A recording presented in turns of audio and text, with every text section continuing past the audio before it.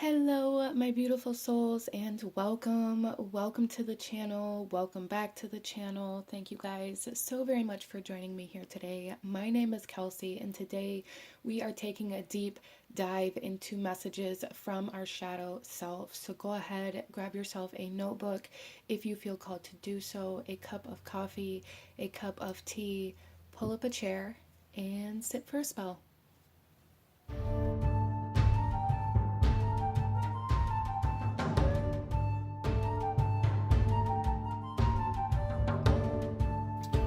Okay, my beautiful souls. So I do want to just first of all put in here a trigger warning, as working with the shadow self can be very triggering for some people or in some situations. And I do also want to encourage you to, allow yourself to be in a safe space. Make sure that you are in the right energy to receive messages from your shadow or to work with your shadow. And if you're not at this time, that's totally fine.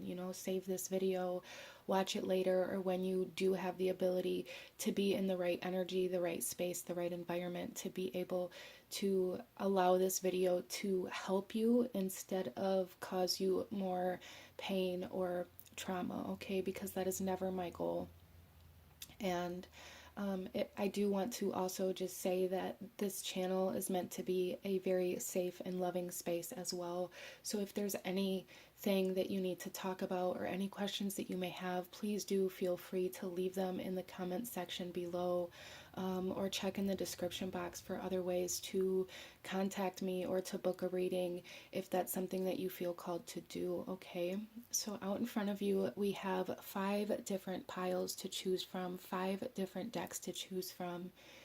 And I am going to ask you to just take a second to take a couple of deep breaths, really ground yourself, calm yourself, connect to your intuition, connect to your guides, and ask which one of these 5 piles is holding the messages from your shadow self that you need to hear right now.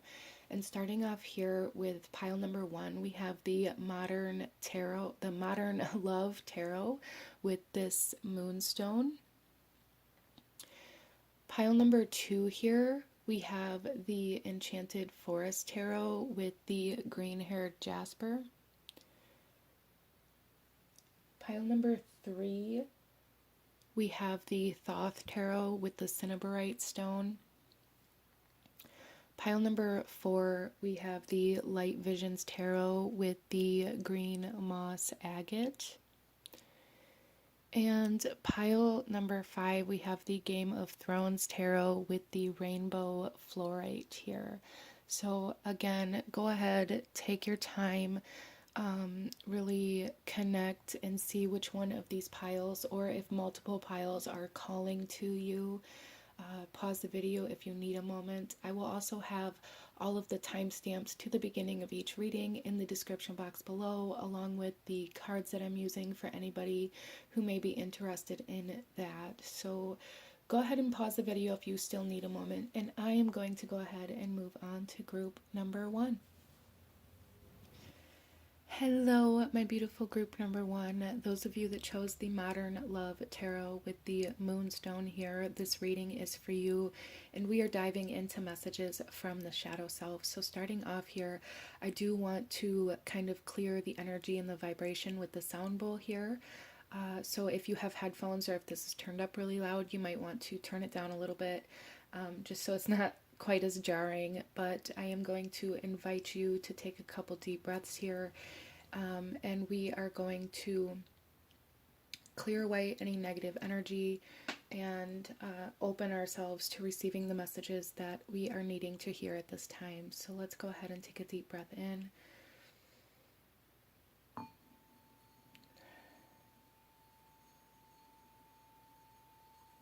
Allowing ourselves to release any negativity.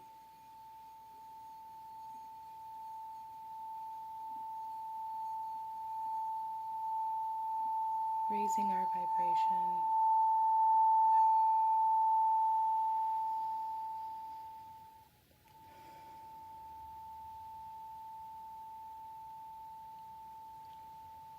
Okay, you guys, let's go ahead and get into your reading here.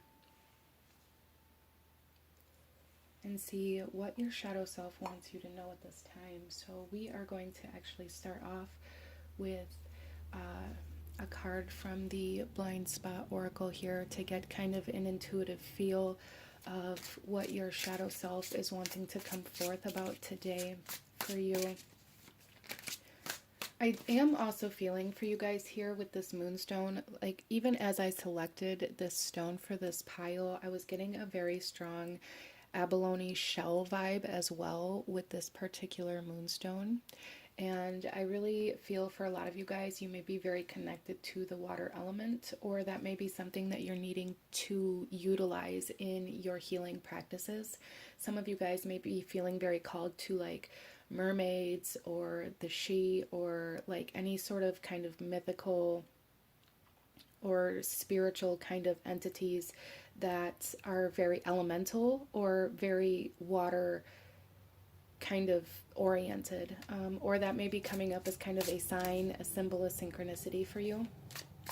But let's go ahead, group number one, and see what your shadow self wants to talk about with you today. Group number one. Okay, so starting off, we have number 32.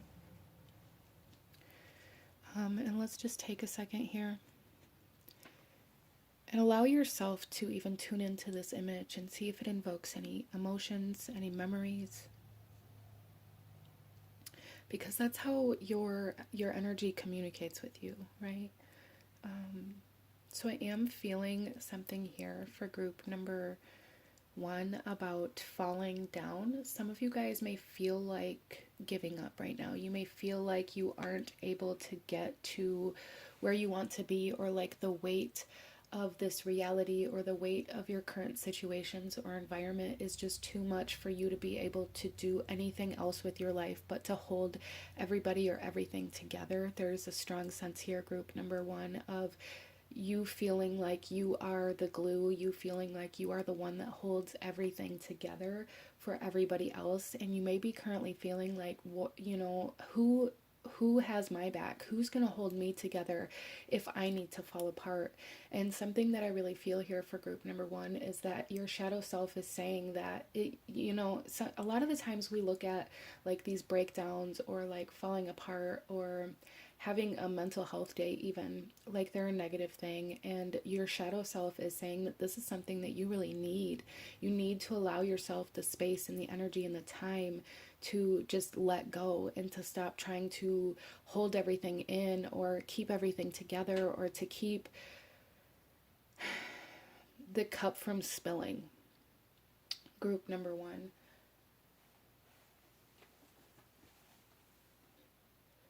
So I am going to go ahead and read you guys the message out of the book for this card as well, and then we will continue with the rest of your readings. So let's go ahead and see.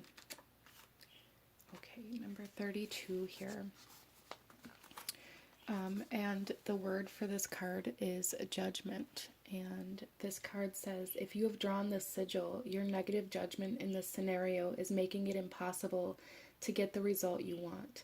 To have a perspective at all, you must judge. To even call a clock is to judge it as a clock, and thus restrict its potential energy to that of a clock. We judge. That's what people do. And judgment, like any tool, can be beneficial to you or harmful to you depending on when and how it is used. We all have a perspective about each other.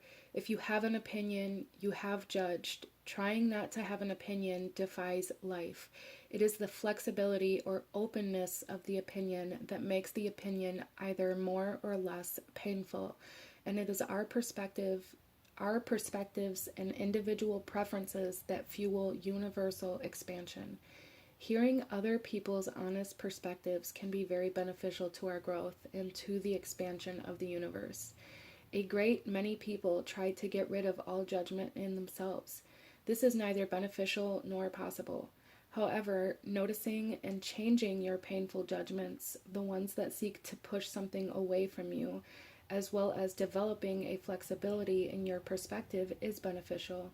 If you have drawn this sigil, What you must first understand is that it is painful to negatively judge and disapprove of something for both the giver of the criticism and the receiver.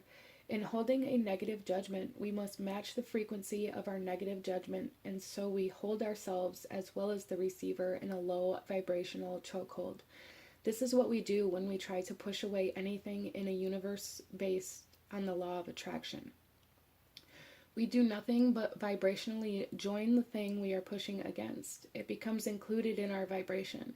This is why many teachers and guides will tell you not to accept any negative judgment within yourself and instead adopt the policy that if you don't have something nice to think or to say, don't think or say anything at all. But this is neither practical nor useful, and it pushes a muzzle on a part of you that very much needs your attention and care. Becoming aware of your own judgments opens the door for growth, and sharing your honest opinion or experience, even if that opinion or experience is not positive, provides others opportunity for growth. When we make judgments about situations, we believe behavior is due to something in a person's situation without fully understanding that person's situation. For example, we may judge someone as irritable because they are on their period, when in fact it is because of something that we did to irritate them. When we make judgments about a person's character or personality, we believe their behavior is due to aspects of their personality, when often it isn't. Our brains are wired to make automatic judgments. We move through the world quickly discerning. We do not spend time or energy on understanding everything we perceive. When we judge, we have an attachment to right versus wrong and good versus bad. We are very black and white in the way we relate to the world. We say a definitive yes or no to things without much openness or understanding. In truth, you may be terrified to understand and to open yourself to what you have already condemned. This is an understandable but unnecessary fear. It must also be said that people cannot change or often even admit to what you judge them for. It is too unsafe to do so. Flexibility and understanding are the only things that will make a person safe enough to look at the truth and make changes, especially changes that scare them. For example, if you judge someone as bad and wrong for eating meat, they will defend their stance because in that moment you are making them wrong and bad. If you push something away, which is what you are doing when you judge, it will not be open to you or your perspective. If you have drawn the sigil using awareness, patience, and bravery to get outside your attachment to what is right and wrong, good or bad, is critical so that you can understand instead of judge. Doing so sets the stage for unification, harmony, and the communication that creates resolve.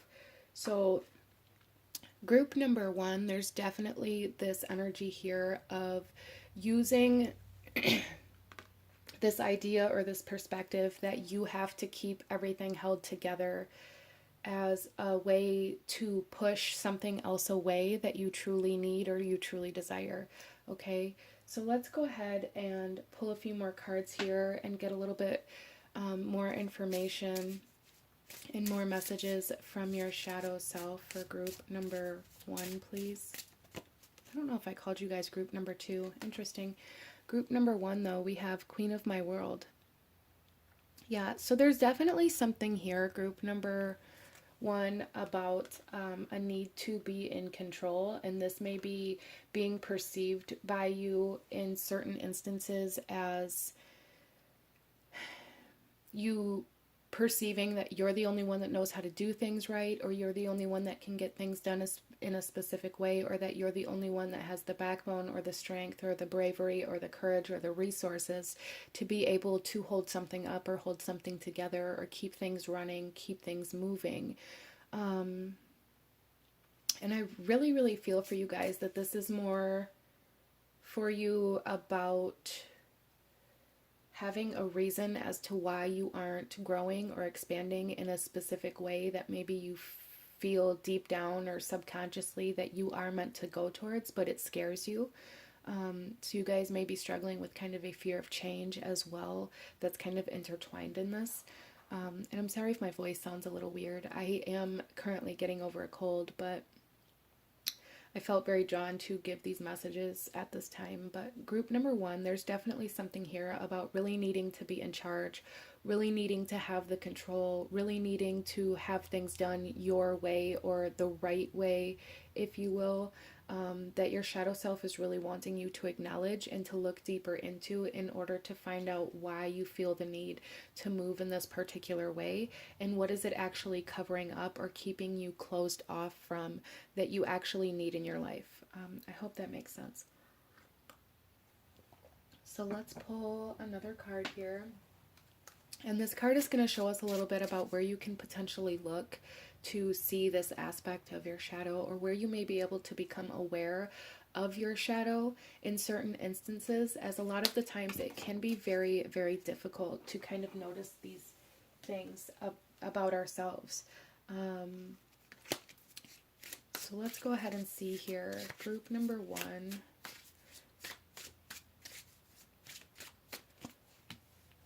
We both know I am not the one for you.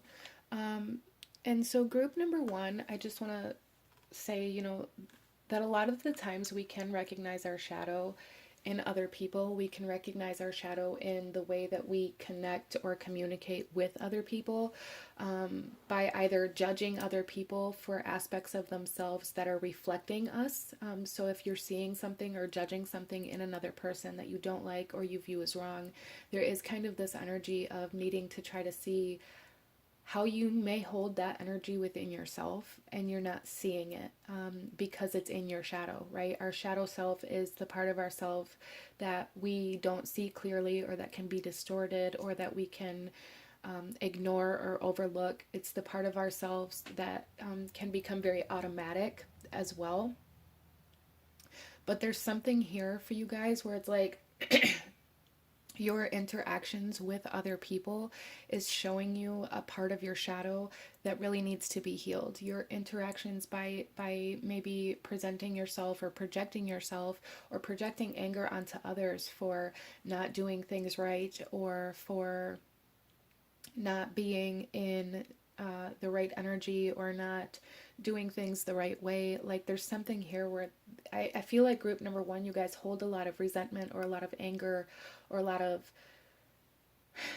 almost bitterness towards other people for not doing things the way that you would have done them. And this is strictly just because there's a part of you that isn't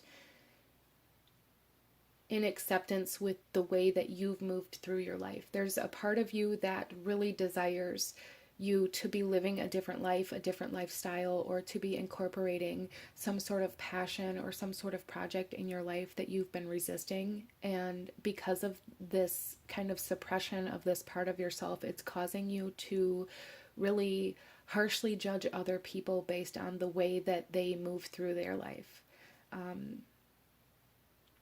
And I do feel for a lot of you guys that your significant other, your spouse, or your romantic partners are a very, very big mirror for you. So you may have had a lot of struggles within that area of your life. Some of you guys, are definitely going to be single coming into this reading, but you may have experienced a lot of anger or a lot of kind of conflict within your romantic relationships, or even just within the closest relationships to you. You may also have a very hard time or difficult time hearing other people tell you that maybe you could do things differently. So there's definitely like this mentality here, or this perspective that your way is the right way, and anybody who does things differently or does things in a way that's different than how you would do them is doing it wrong. Or maybe you have even gone to this extreme of perceiving them as ignorant or uneducated, or things like this. And I'm also feeling like a sense of road rage for some of you guys. This could also come out in like road rage, or in instances where you are not in control of the way other people are moving around you. And this may cause you to kind of lash out in anger towards those people, whether they are there to see it or hear it or not. So like, I'm picturing somebody like yelling in their car at other people for the way they're driving. Like, for example, that could definitely be something that you experience very often in your life, group number one. And this is your shadow trying to tell you that you are trying to force, it's almost like the subconscious way of trying to force everybody into the same lifestyle, or living situation as you, so that you don't feel like you're doing something wrong by betraying yourself. I hope that makes sense for you. Let's pull some more cards here for group number 1 and go a little deeper into what your shadow wants you to know. We have Tiferet with heart and beauty coming out here. Yeah, so again, I do really feel like this really comes through in your relationships. For some of you guys, this could even be something that comes out in your work or in your workplace with coworkers and things like this, like really expecting other people to have the same standards as you. As well as for some of you guys, you may base your love or your ability to love others off of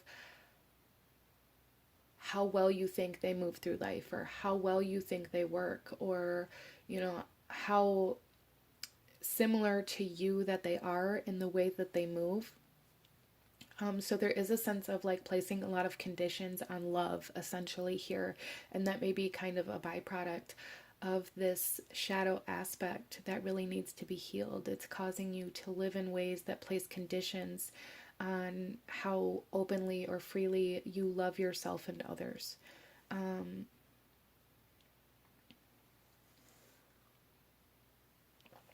for some of you guys, this could definitely be because of the way that you were raised, or the environment that you were raised in, or the people that you were raised around. This could definitely be something that you perceived. I'm really seeing for some of you guys like living this childhood where you're seeing your mother or your father be the kind of like the glue that holds everything together, and almost resenting that role.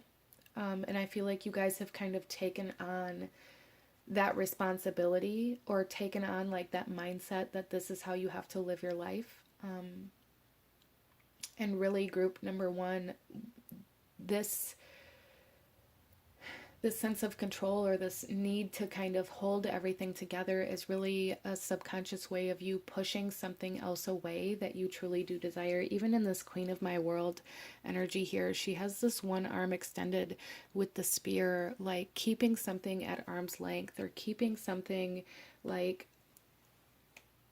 in a position where you can control. Or even for some of you guys, there may be a lot of fear-based energies. Like you may have either done this yourself, or been in certain situations or relationships where you experienced like threats, or like this energy of, if you don't do this, there's going to be some sort of punishment, right? And that may be something that's coming through for you at this time as well. Like you may be subconsciously like, or emotionally punishing other people for not living up to your expectations, when maybe you're not even voicing your expectations, and you're just kind of expecting other people to conform, or to already have this understanding of how you need to be loved, or how things are supposed to be done.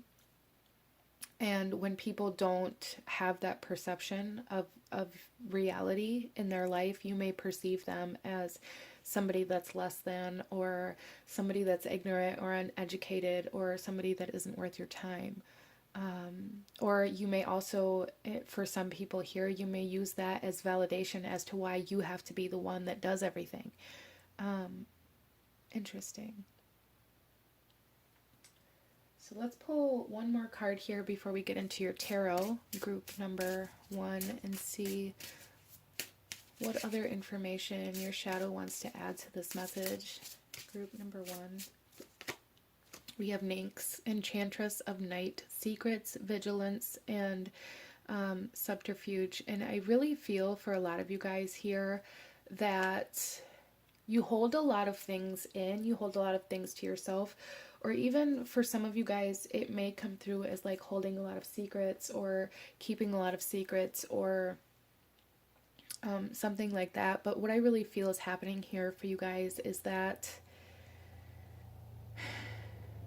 it's almost as though you are subconsciously testing other people to see if they're going to react or move in the same way that you think they should, or in the same way that you would. And so instead of voicing your expectations, if you will, or voicing your needs, it's like you test other people to see if they're going to satisfy your needs without having to be told.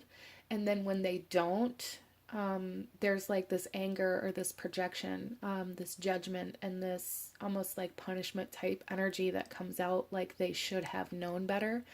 And this is all shadow driven for you guys. If you're experiencing this, or if this is something that you've struggled with, or something that you're just becoming aware of, this is all very shadow driven. And this is all coming from the fact that you are pushing something away, not allowing yourself to experience something. For some of you guys, this could be like a need to push love away, like having a very strong resistance to opening your heart space, or allowing yourself to love other people. And this could be very kind of fear-based, like a fear of getting hurt again, or a fear of like emotional pain in some way, shape, or form, that's keeping like love at arm's length. And for some of you guys, this could have to do with like really utilizing this current situation and energy that you're in, or this anger, to keep yourself, or like to keep yourself convinced that you don't have the ability, time, energy, or resources to go in your own direction. Like there's something here that is telling you you have to stay in this position, you have to stay in this environment, you have to stay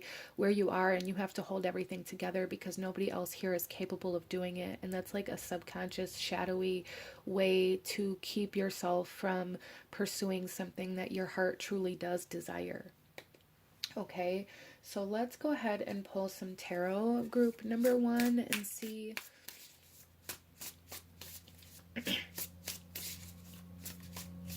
what does your shadow want you to know, group number 1. We have the Hermit coming out. Yeah, see, there's definitely something here. Some of you guys may really struggle with having like a lot of secret plans, or really have like this idea that you can't tell anybody what you want or what you desire, out of this fear that somebody's going to have the ability to take it from you. There's definitely something here that I'm seeing for you guys where it's like keeping like a lot of desires or wants, or like keeping something to yourself and not allowing other people to know about it.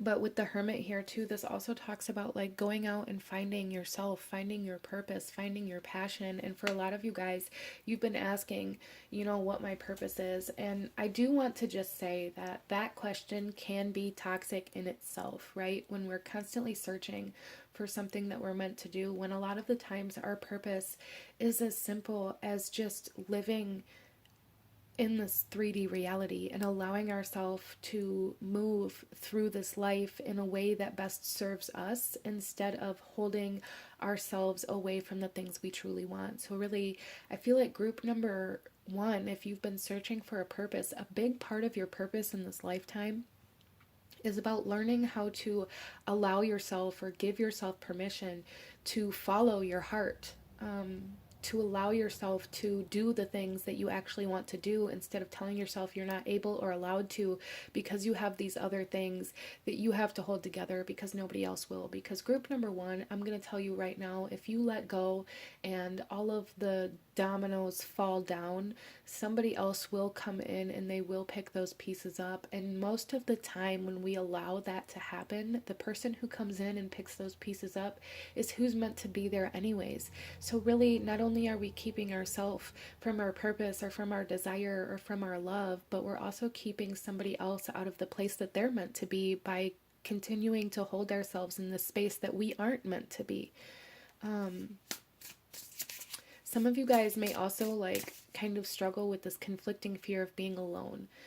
You may keep yourself in this position that you're in, even though you don't want to be there, and you don't want to be the glue that holds everything together. You don't want to be the one that has to do everything. You don't want to be the one that, or the only one that does everything right, or however this comes through for you. But you also don't want to be alone. There's like this need for acceptance, or this need for validation that's coming through here as well, group number 1, that is also helping to keep you anchored in this place that you aren't meant to be at. And that's really what I feel here, that your shadow is trying to communicate, that you are keeping yourself in a place that you aren't meant to be out of this need to feel needed. Or this need to, even for some of you guys, this could come through as like this need to be perceived as better than other people. And that can come through with like that judgment energy as well. This need to be better than the people around you to help yourself feel better about where you are or who you are. Let's see what else wants to come out here. See, we both know I'm not the one for you. Like, there's something here where you guys are staying in a position, an environment, a relationship, a situation, a job that you aren't meant to be, and you know you're not meant to be there. But you have this mentality, or you tell yourself that you have to stay because nobody else is going to be able to do it. When really it's a fear of going off on your own, or of letting the pieces fall down. Interesting. Group number 1.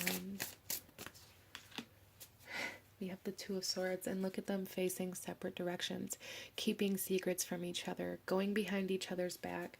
There's definitely, some of you guys, this could be a relationship that you're not meant to be in, or this could be kind of a theme for you where you stay in relationships far longer than you should, and you know that, but there's like this need to not be alone. But even if this is something outside of a romantic relationship for group number 1, there's definitely something here where it's like your shadow really wants you to know that you're staying somewhere you don't belong. And it's actually causing your heart more pain to stay where you are than,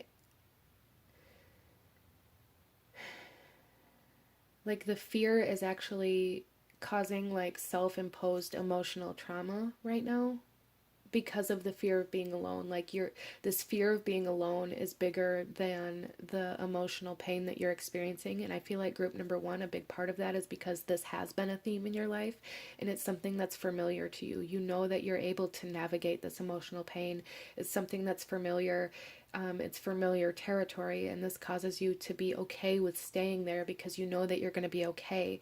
Whereas this fear of being alone really causes you to keep it at arm's length because it's maybe something that you've never experienced before. Some of you guys that chose this pile are people who have been in a relationship like constantly since you started dating. Like, it's almost like you've moved from one relationship to the next, or you've stayed in one relationship the whole time, however this comes through for you. But it's always like a relationship that you feel like you have to fix the other person, or you have to put this other person back together, or you have to be better than this other person in some way, shape, or form, or be perceived that way. Like, you keep yourself in these situations, in these relationships where you're always like the step ahead, or you're always the one that makes more money, or you're always the one that is more intelligent, or like more something. And it causes like a really conflicting dynamic within your connections. Interesting.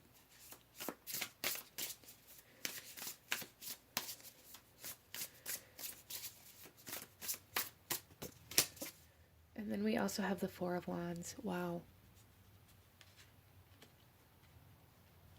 So your shadow is definitely here saying, like, it is time for you to go out and find yourself and find a person, a situation, an environment that is conducive to your growth and that wants to grow with you in a specific way. Because I feel like group number 1, there's something here where it's like you're really wanting love, you're really wanting connection, you're really wanting stability, and you're really wanting like solid partnership essentially. But you're staying in a position or a relationship that is the opposite of that, out of this fear of having to be this thing that you're actually wanting. I hope that makes sense for you. The bottom of the deck here, we have the Two of Cups. Yeah, so it's like group number 1, there's definitely something here about like really desiring finding like that person that you can grow old with, or really desiring some sort of soulmate connection. but it's like you keep that at arm's length. Like you don't allow yourself to open up emotionally or to be vulnerable emotionally or in the heart space. And it causes you to end up in relationships or situations where you can really cause a lot of pain for another person, but also for yourself. Okay, so group number 1, let's go ahead and pull you one final message. Any last guidance or advice that your shadow wants you to have at this time in order to find this stability and this happiness that your heart truly desires? Group number 1, there's a need to go out on your own, a need to do things on your own, and a need to let go of this idea that if you leave, everything's going to fall apart, okay?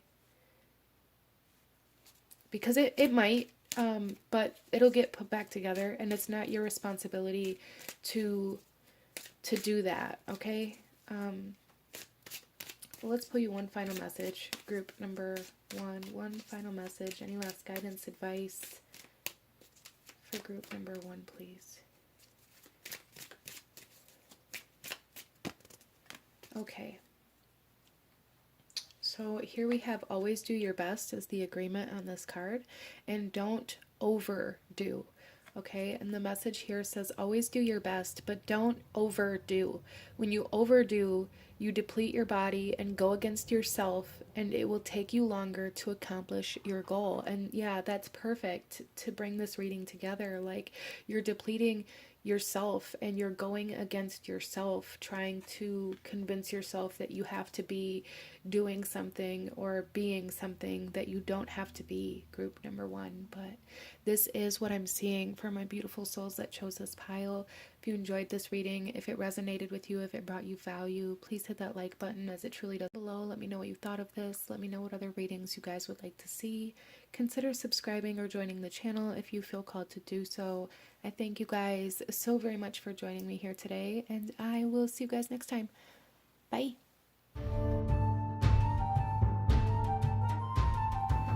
Hello, my beautiful group number two, those of you that chose the Forest of Enchantment Tarot with the green-haired Jasper. This reading is for you, and we are looking into messages from your shadow self. So before we get started, I do want to just take a second to use the sound bowl to clear the energy, to release any negative vibrations or any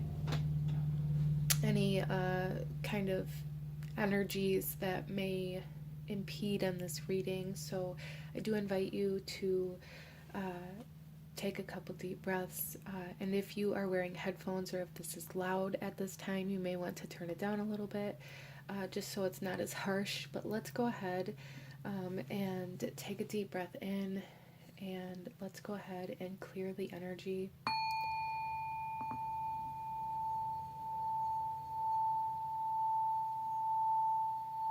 Clearing any negativity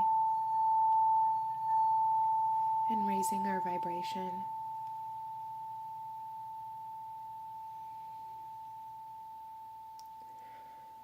Opening ourselves up to receive these messages. Okay, my beautiful group number 2, let's go ahead and get into your reading. And I do want to just say, I'm sorry if my voice sounds weird. I have been sick. I've had a cold. I am feeling better, just not sounding better. So, but let's go ahead and get into your reading, group number 2. And we're going to start off with a card from the Blind Spot Oracle to get kind of an intuitive feel of the energy that your shadow self wants to bring forth, and then we'll read this message out of the book and shuffle the rest of the cards out as we go. So let's get started. Group number 2,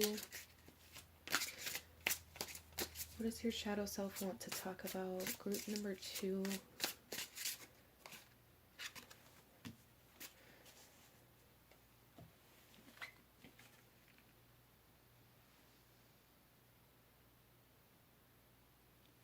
Okay, so initially, group number 2, something that I immediately felt was like this, immediately was like a labyrinth for me. And for some of you guys, there is a need to maybe like go out and physically find a labyrinth path to walk, like a physical labyrinth, or make one for some of you guys, like maybe making a small one in your yard if you have the ability to do so. But there's something here for you guys where your shadow self is wanting you to acknowledge that there is a need to kind of harness some courage or some strength to face something that you haven't allowed yourself to process, to deal with, or to face, or to fight, depending on what this is for you. It's going to be different for everybody here, but there is a sense of like your shadow self really wanting you to harness courage, or like really even kind of showing me the solar plexus chakra. So for some of you guys, this could have to do with like your boundaries as well, or like having the strength or the courage to enforce your boundaries and not allowing people to kind of walk all over you, or not allowing others or other people's opinions or ideas to impede on your life path, okay? Interesting. Let's go ahead and read this message out of the book, and see a little more in depth what your shadow is wanting to talk to you about today. So this is number 72. Okay, and here we have number 72 with transcendental escapism. If you have drawn the sigil, what is preventing your progression? Is that, okay, if you have drawn the sigil, what is preventing your progression is that you are using things of a spiritual nature or your higher intellect in order to escape and avoid the temporal. You have lost sight of the bigger picture, which includes both physical and non-physical. You are spirit, but you are also body. You cannot die, but you will also most certainly die. To reject the physical and the things related to the physical, you reject, deny, and disown part of yourself. In this situation, you are using the spiritual to negate the physical, and you are suffering and will suffer because of it. If you have drawn the sigil, you are in resistance to the physical and temporal, or potentially an aspect of it. The temporal world is a world of the purely physical. It is particles, body, color, shape, soma, physical health, and the physical aspect of sex, money, house, place, things, the physical aspect of food, plants, people, and pets, possessions, and so on. It is the realm of the material. If you just read these words and felt yourself reject them, you just saw your resistance. For thousands of years, the standard practice that people have taken is to disidentify from the parts of themselves that are unacceptable and identify with the parts that are. For example, a guru was a person who had decided to identify with only one part of himself or herself. He or she fed only that ego. For example, imagine a guru decides that the most acceptable part of himself, his concept of enlightenment, is a person who is never angry, who instantly forgives, who has no worldly needs, who is in a state of pure positive focus. Anytime anger, a worldly need, or a negative thought rises within him, he will deny, reject, suppress, and disown the part that is feeling that anger or a need or negative thought. He will jump into the persona of the guru that he has created, and at first will deny those things and lie to himself and others that the way the guru self feels is entirely how he feels. He will not honor the truth or reality of any other part within him. He will do this until he literally loses awareness of any other part of him. He will mistake the guru part for all of who he is, to the exclusion of all other parts within him. This is his discipline. His ego is his concept of who an enlightened being is. He cannot admit to anything within him that is not that. It is the strongest attachment you can imagine. This is not a state of health because it is not a state of integration.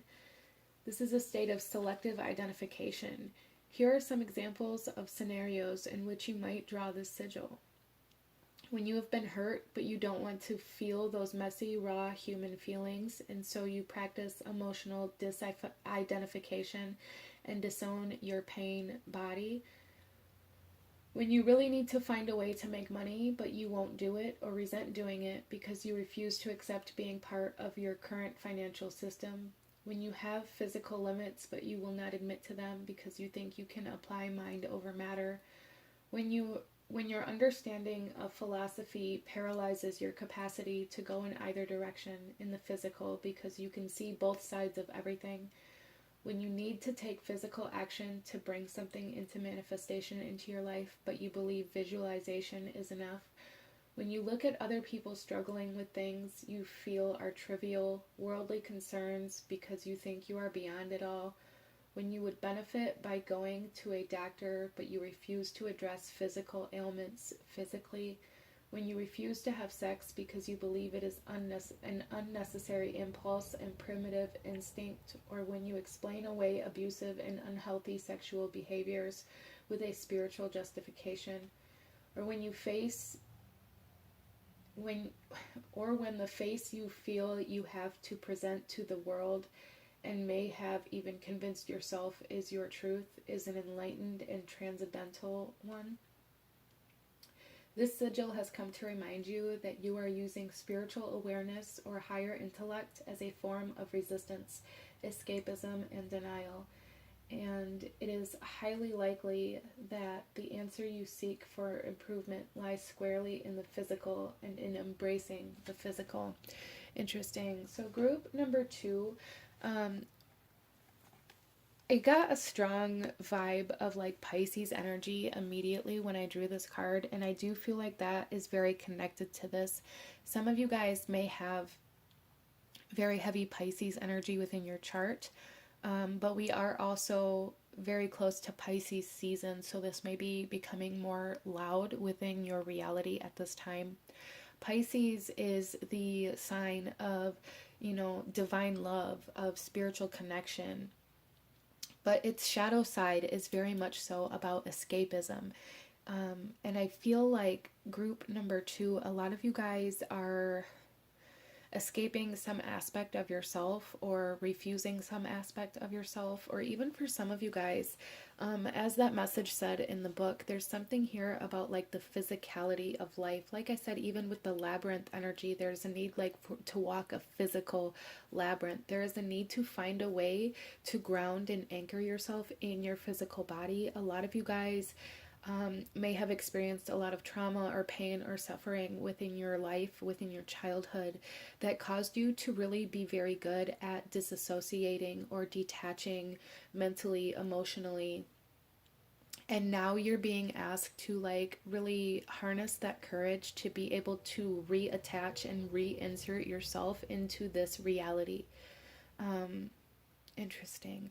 Some of you guys may also be struggling with addictions in some way, shape, or form. And if that's the case for you, group number 2, there is a need to kind of face the reality of those situations and maybe the harm that it's causing your physical body. I do feel for group number 2 that there's definitely something here about the physical body. Some of you guys, may have really experienced addiction or have been subject to neglect, or some of you guys may have struggled with like eating disorders or have had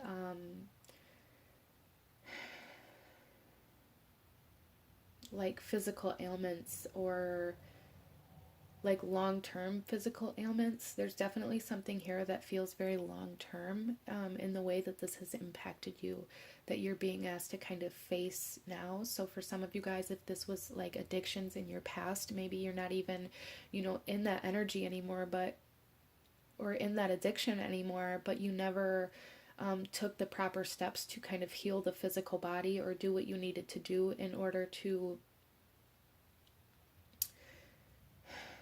become healthy again in some way, shape, or form. Interesting.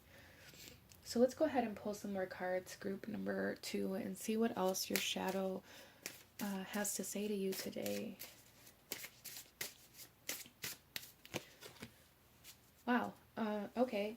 So group number Two, this is the same card that came out in another reading, so some of you guys may have been drawn to another pile. If not, that's totally fine. If so, this is just kind of a confirmation. But with Queen of My World, I feel like this is coming out here saying, like, a lot of my group number twos, it's almost like you find empowerment in the ability to avoid, or there's almost like this cross, it's almost like this cross section, like you're perceiving this escapism as a form of empowerment or as a form of rising above something, and your shadow self is really wanting to communicate to you that, like, a true leader or somebody that's truly on top of the world or truly healing is a person who is willing to face the hard times and not avoid them. There is a huge sense of avoiding here, group number two, a huge sense of avoidance that maybe you perceived or have been looking at as a form of empowerment, like, I don't have to deal with that, or like it's not worth my time, or something like that is coming through here. And whatever this is for you is going to be different for everybody. I just want to make that very clear. For some of you guys, this could be avoidance of self. This could be avoidance of healing the physical body. This could be avoidance of confronting, like, the reality of an addiction, or just, it's kind of like this avoidance of this recognition that you have been escaping something. Interesting. For some of you guys, you may also struggle with, like, envy or jealousy, or like the need for revenge is something that's coming through here. You may see other people who you perceive as doing better than you, or have overcome something that you feel like still impacts you, or something like that. There's just this essence of, like, seeing somebody else thrive, or seeing somebody else move on from a certain environment or situation, or trauma that you are, it feels like it almost makes you vengeful, like, how dare they leave me behind type energy, or how dare that person be able to overcome this when I can't, even if you don't realize that that's why you're feeling that need for revenge, or that spite, or that envy, or that jealousy. It's like this essence of, like, subconsciously feeling like, why are they able to move on when I'm not, type situation going on here that you're being asked to kind of acknowledge. Because this person, if you're perceiving somebody else in a negative light because they've moved on or overcome something or healed from something, that is a big sign for you from your shadow, showing you what you still need to face or confront within yourself, or heal within yourself, that you're avoiding, right? Because these things don't just heal on their own. Like, we have to stop and we have to face them, or they won't go away. They will just stay there, and we will harbor it, and it will fester, and it will grow within us. You can't escape it, no matter how hard we try to convince ourselves that we are past that, or we've moved past that, or it isn't worth our time. It's always going to be there until we stop and turn around and look at it, whatever this is for you, group number two. Let's pull another card here and see kind of a message from your shadow, as well as kind of an idea of where you can maybe recognize these energies, or where you may be able to see your shadow within yourself or within your reality, for group number two.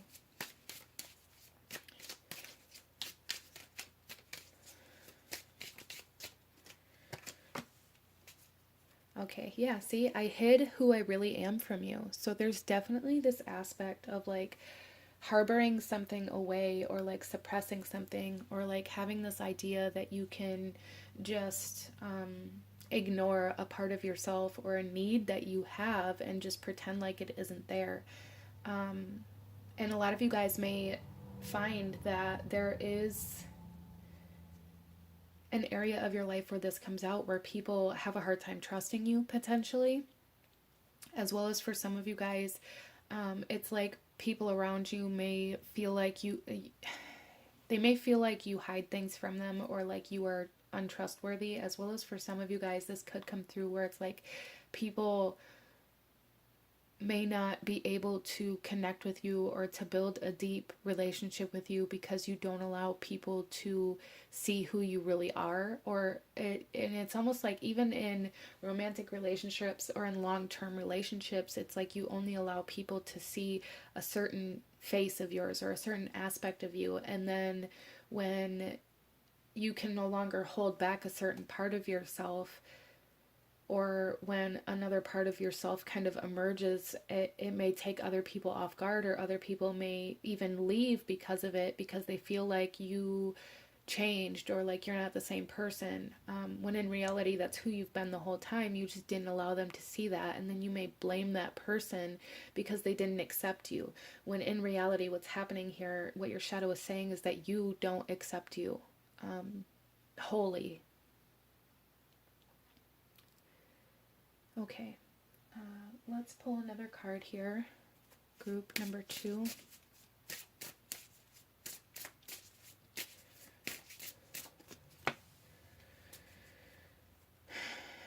We have Israfel with the Angel of Song. So I do feel like, you guys, there's something here where the music that you listen to may really help you tap into your shadow self. It may really help you tap into the parts of yourself that you don't allow yourself to see. And I feel like your music kind of reflects that part of you that you refuse. So that may be something for some of you. As well as for a lot of you guys, there's something here about the words that people say to you, or the things that people have said to you, that you guys have held on to. And if that's something that you resonate with, or if there was some sort of statement or something like that that you've really hung on to, that comes to mind when I say that, there is a need to kind of unpack that.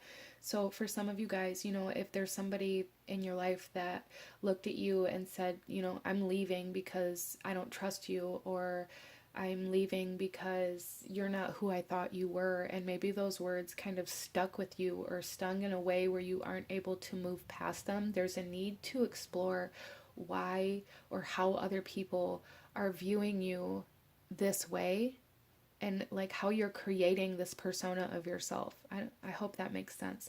But there's definitely something here about hearing somebody say something that you just aren't able to overcome. Like, no matter how hard you try to move past it, no matter how much you try to put it in the back of your mind, it's like at the most random times you'll just hear this person's voice or this statement, and kind of start this cycle all over again. I hope that makes sense for you.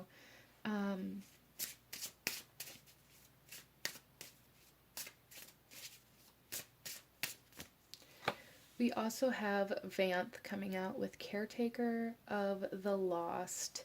And this is respite, assistance, and memory. Yeah, there's definitely something here with, for some of you guys, you may be like an air sign, or have a lot of air energy within you in some way, shape, or form. You may also resonate with getting very stuck in your mind, especially those of you that have that ability to kind of disassociate or detach, or like you aren't able to ground yourself in this reality. Your mind can take off with you so easily if you aren't able to ground yourself in this world.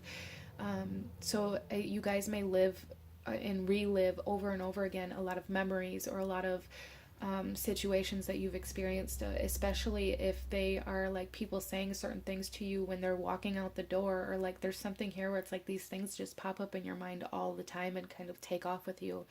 And this is kind of like the only way, I feel like the only way your shadow is able to communicate with you, even though you guys aren't perceiving it as your shadow communicating with you. But it's almost, for some of you guys, you may view it as like your mind attacking you, or the past coming back to haunt you, or things like this. And really, I feel for a lot of you guys that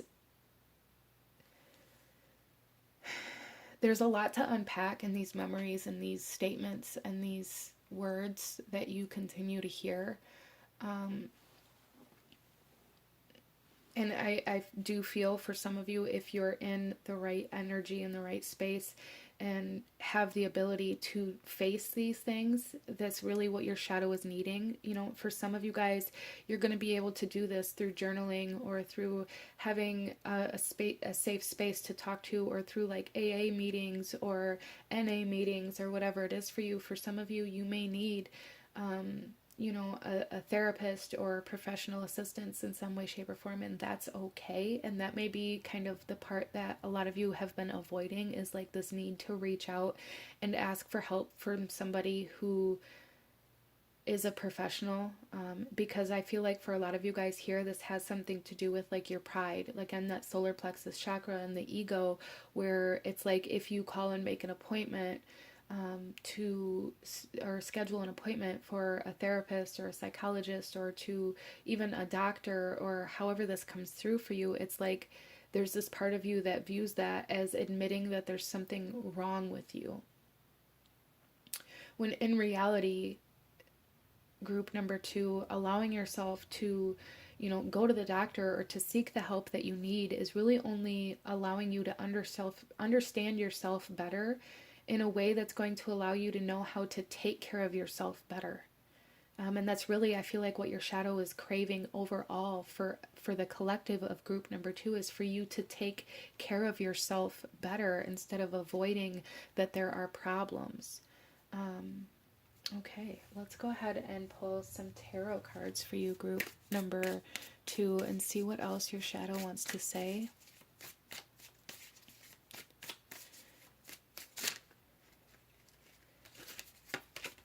We have the Weaver of Spells, which is giving me a lot of the same kind of vibe as this Queen of My World energy here. There's definitely something here with pride, with empowerment, with this need for power, or this need for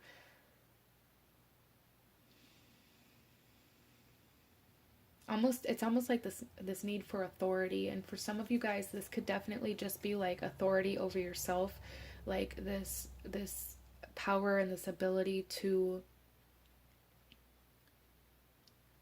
control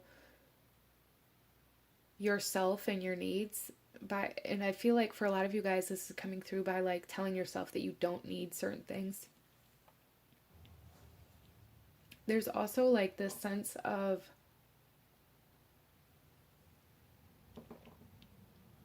denying yourself pleasure, group number 2, that I feel like plays a role in this as well. Like you've convinced yourself that pleasure is childish, or that allowing yourself to indulge in things that bring you pleasure is a waste of your time. Interesting.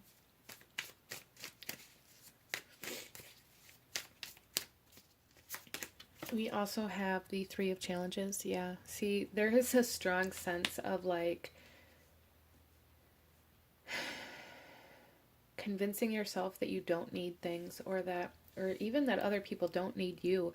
The Three of Challenges is about separation overall, right? And for some of you guys, this could be separation from a romantic partner, from your family. But overall, what I feel here is like this avoidance, like this need to keep yourself separate, not only from other people, but from this reality. Like there is a sense of separation, of disassociation, of not allowing yourself to get attached to anything. So this is like, instead of, and for some of you guys, you could have struggled with addiction in the past, or that may even be something that you're struggling with now. But I feel like if that's something that you resonate with, a big part of that is driven by this need to be separated from someone or something else.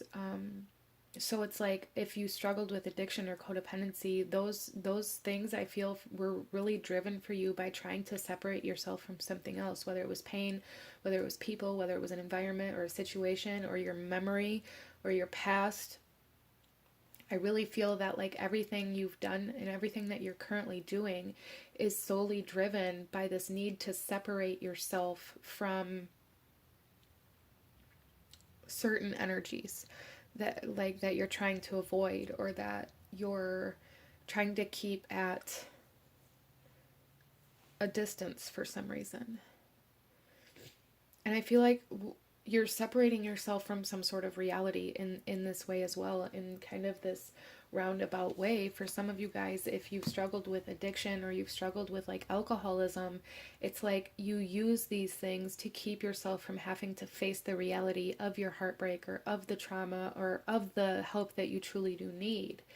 I hope that makes sense for you.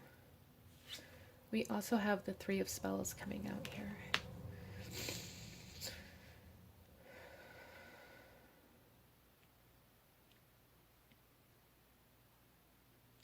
You guys may be the kind of people here who have this idea that you have to leave before somebody can leave you.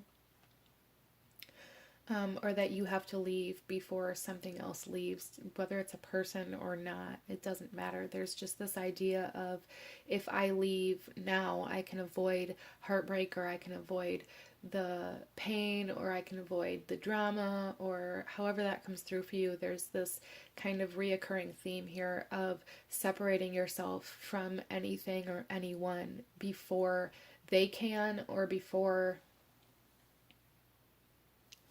like something else happens. We have the Green Mother on the bottom of the deck. So it's almost as though your shadow here is saying, like, subconsciously, you really are creating your own reality. And I feel like for a lot of my group number twos, you live in this like sense of reality that you're constantly trying to escape. And therefore, it creates a lot of abandonment issues. It creates a lot of social anxiety. It creates a lot of like disassociation, and a lot. It could even really impact your mental health and your ability to connect with others, because you're constantly like detaching yourself from this reality and convincing yourself that you don't need it. And your shadow self is saying, like, you really do, and you need nourishment, and you need to nurture yourself and your physical body. And the only way to do that is to kind of allow yourself to admit that you need those things, right? So group number two, a big part of this message for you is for you to acknowledge that having needs isn't a bad thing. Like, you're allowed to have needs. Everybody on this planet has needs. And why is it that you try to live in a way where you don't need anything, or you tell yourself that you don't need anything or anyone?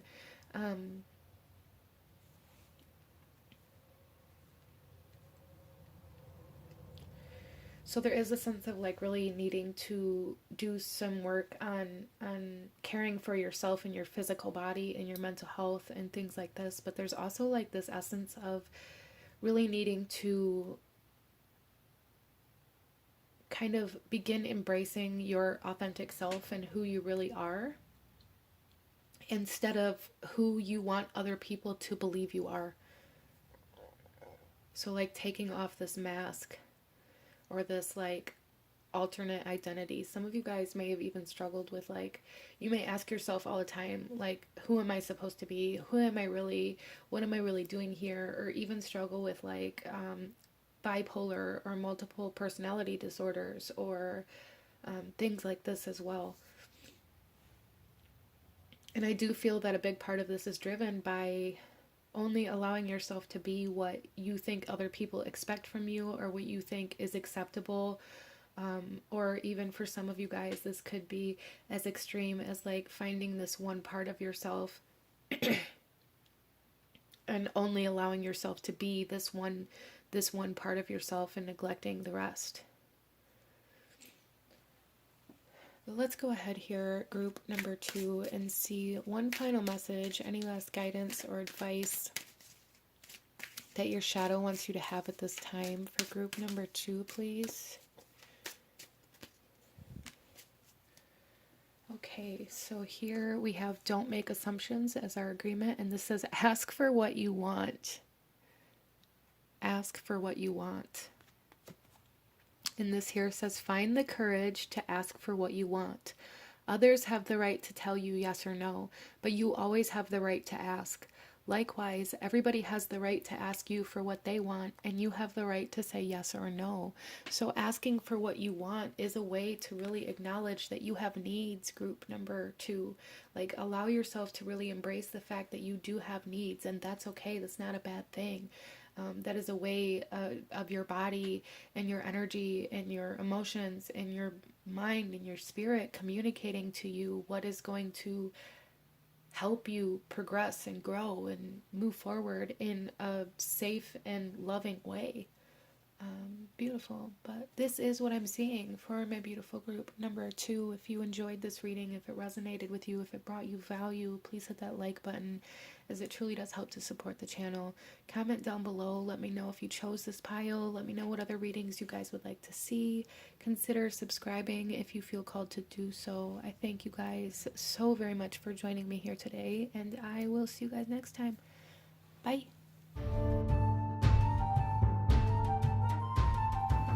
Hello, my beautiful group number 3. Those of you that chose the Thoth Tarot with the Cinnabarite stone, this reading is for you, and we are diving deep into messages from your shadow self. So before we begin with your cards, I do want to first take a minute to really cleanse the space, clear any negative energy, and allow ourselves to raise our vibration and come into a state where we are able to be open to receiving these messages. So let's go ahead.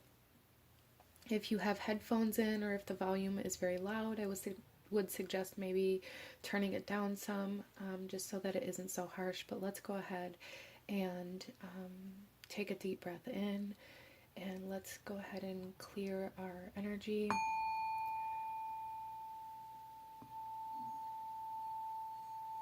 Release any negativity.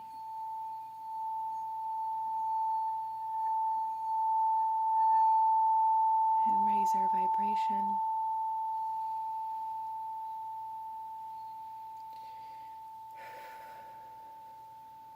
Okay, group number 3.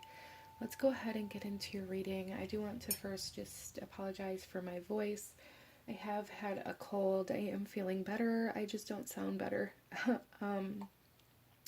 But group number 3, coming into your reading, I do have to say that there is a strong sense of pressure in the headspace, like a very third eye, crown chakra kind of density here, and I feel like really immense blockages or resistance to them. So group number 3, a lot of you guys may be resisting certain messages that you are being given. You may be having a lot of things kind of repeat in your reality at this time because of that. Like, there's something here about like some sort of message or lesson or information that is being presented to you over and over and over and over again. But for some reason you're maybe blocking it out or not acknowledging it or refusing that information. That is something that's coming in here quite strongly for group number 3. Well, let's go ahead here and get into your reading. We're going to start off with a message from the Blind Spot Oracle, and we're going to get an intuitive feel of the overall energy that your shadow wants to talk about today, and then we're going to read this message out of the book, and then we'll continue with shuffling the rest of your cards out as we go. So group number 3, let's go ahead here and see, what does your shadow want to talk to you about today? What is the current state of your shadow? What is the message that your shadow wants to bring forth for group number 3, please? Okay, there's definitely something here, group number 3, with, it's almost like your head being underwater. Some of you guys may be having like dreams of your head being underwater or being underwater in some way, shape, or form, or having dreams of like ships. Some of you guys could have had past lives as like pirates or Vikings, or really resonate with those energies, being on the sea. And some of you guys may really resonate with Atlantean energy. That's coming through here quite strongly. As well as with these kind of little drops here at the bottom of this. I'm seeing these almost as like moon phases, which repeat themselves. So I really feel for you guys. For one, maybe you're very connected to lunar energy, as lunar energy does control the tide. It does really impact the ocean, as well as being on a ship. Kind of back in the day, they used the stars to navigate, right? Interesting. So I feel like group number 3, a lot of you guys are being given a map that you are not acknowledging, or not moving in the right direction, or moving even away from the direction that you're being guided to, and it's causing like this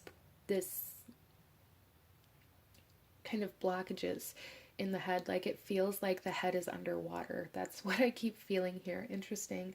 But let's go ahead and read this message out of the book for you guys, and then we will shuffle some more cards out. So group number 3, we have number 43 here, and this is assumptions, okay? And the message for this card says, if you have drawn the sigil, right now you are assuming, and it just so happens that what you are assuming is incorrect. We assume things about situations based on how similar they are to a model, example, or prototype we have already built in our minds. For this reason, assuming is a form of stereotyping. The mind works rather like a computer in this way. For example, if you meet a nice person from a particular country, you will be prone to assume that everyone from that country is nice as well. Or if you are abandoned by your father, you will be prone to assume that all men will abandon you. If we have a poor self-concept and someone starts to act distant, we will assume it is because they feel negatively about us in some way. To assume is to take something for granted, or to suppose something is true without having any proof other than our comparison to the pre-existing model. Because we tend to project our own sense of reality onto other people, we also tend to assume things about other people without even talking to them to confirm whether we are right or wrong. For example, we assume that if we asked someone out on a date, they would say no, when in fact they would say yes. We assume someone is mad at us when really they are just busy. If you have drawn the sigil, what are you assuming? What are you accepting as truth, even though it is simply an assumption? You are being called to ask and understand rather than assume. You are being called to imagine that every person in your life and every situation is a fresh and new experience. Okay, so for some of you guys, maybe you're being led to something that you are assuming is going to be something that negatively impacts you, or that is going to be wrong. A lot of you guys may have a fear of being wrong, as well as like this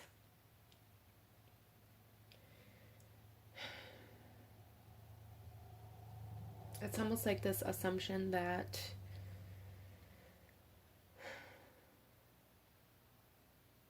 I guess I don't even know how to articulate this in the way that it's coming through, but group number 3, I guess the best way that I can say this is that this fear of being wrong also comes through in this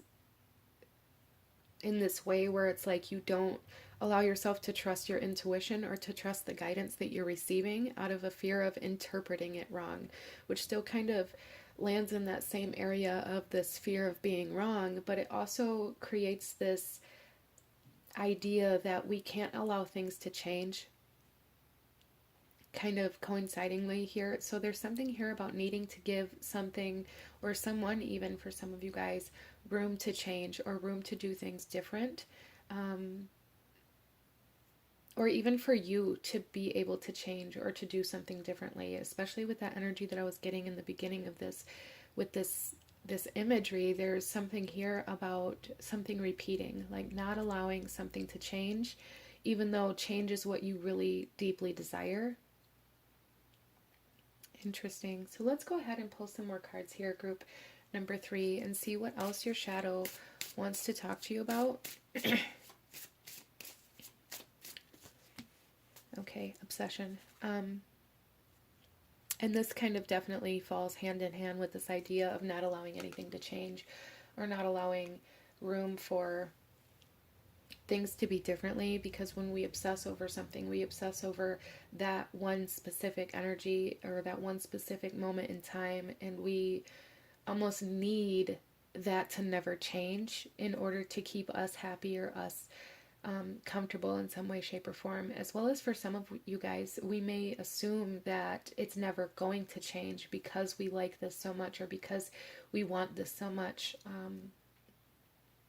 And I feel for a lot of you guys, it's just there's something here that's really trying to change that you've assumed is never going to, and therefore you're like trying to not allow it to. And this is going to be different for everybody, as this is a general reading, but there's just this strong sense of like white knuckle holding on to something in a very obsessive manner. This could even be in a relationship, like not allowing a relationship to grow and evolve in the way that it needs to, out of this need for somebody to either to change or not to change, depending on your situation. For some of you guys, this obsession could be with like this need for a very particular thing to be in your life or to stay in your life that's causing you to like assume that the information or the directions that you're being given or the guidance that you're being given to be wrong, when it maybe isn't. Interesting.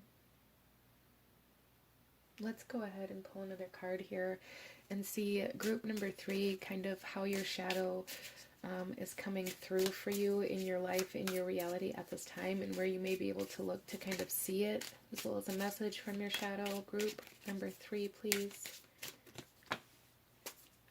Finding out the truth crushed me. Yeah, there's definitely something here.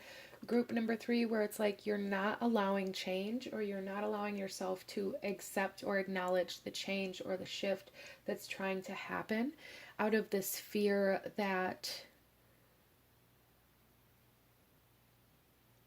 it's going to impact you negatively. So for some of you guys, this could be about a breakup. It doesn't have to be. It could be about like refusing to acknowledge that somebody hurt you, or that somebody cheated on you, or that somebody did something that caused pain within you, but it's like you're not allowing yourself to acknowledge that or to accept that, out of this need for this relationship or this connection to stay the same as it's always been. And this is going to come through differently for everybody, again, as this is a general reading, so apply this where it resonates for you in your life. But there's definitely something here where it's like you found out the truth, and it's almost like you're living as though you didn't find out the truth, or assuming that that information is incorrect. Okay, so let's pull another card here.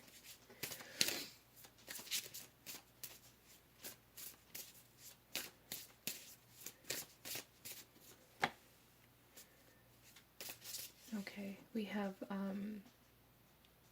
Chakama coming out here with the right eye and wisdom.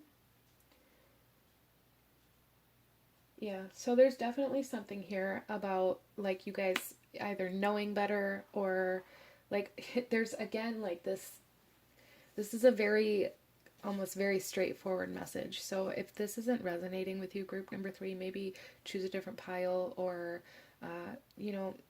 be open to hearing these messages. Maybe they'll make sense later. Sometimes that is the case.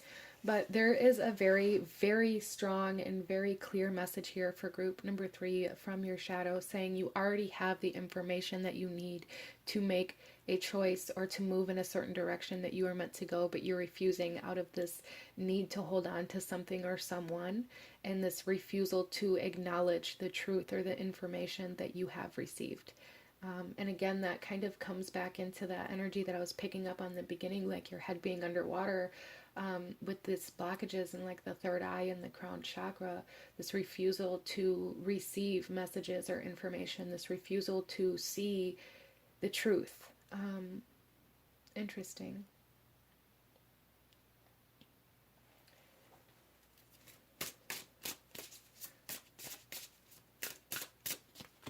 We also have the Maestro coming out, the Master of Inspiration, Understanding, Community, and Ingenuity.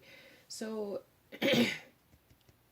group number 3, there's definitely something here with like this need to allow yourself to understand the information that you're getting instead of automatically assuming that it means one specific thing, as well as automatically assuming that it's going to, that it's going to crush you, or that it's going to, play out the same way that it did in the past relationship, or play out the same way that it did in that pre-existing prototype past experience. There's a need to look at whatever this is as a fresh, new experience, and not to compare it to something or somebody else,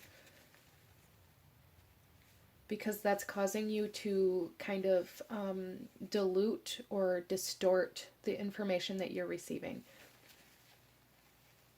And in doing so, it's causing you to repeat the same thing that you were trying to avoid repeating to begin with. Interesting. Let's pull some tarot, group number 3, and see what else your shadow wants to say, what else your shadow self wants you to know. For some of you guys, I am seeing for somebody here that there is a relationship dynamic that you are refusing to acknowledge or accept, that there was something done in that connection that hurt you. So for some of you guys, this could be about somebody cheating on you, or third party situations, or you may have found out that you were the other person, or that you were the third party, without even realizing it.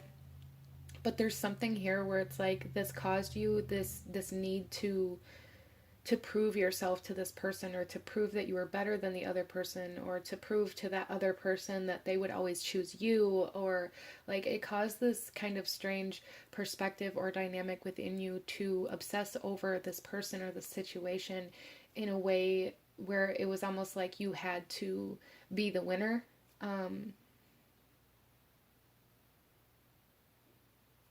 Interesting. Anyway, let's pull some tarot.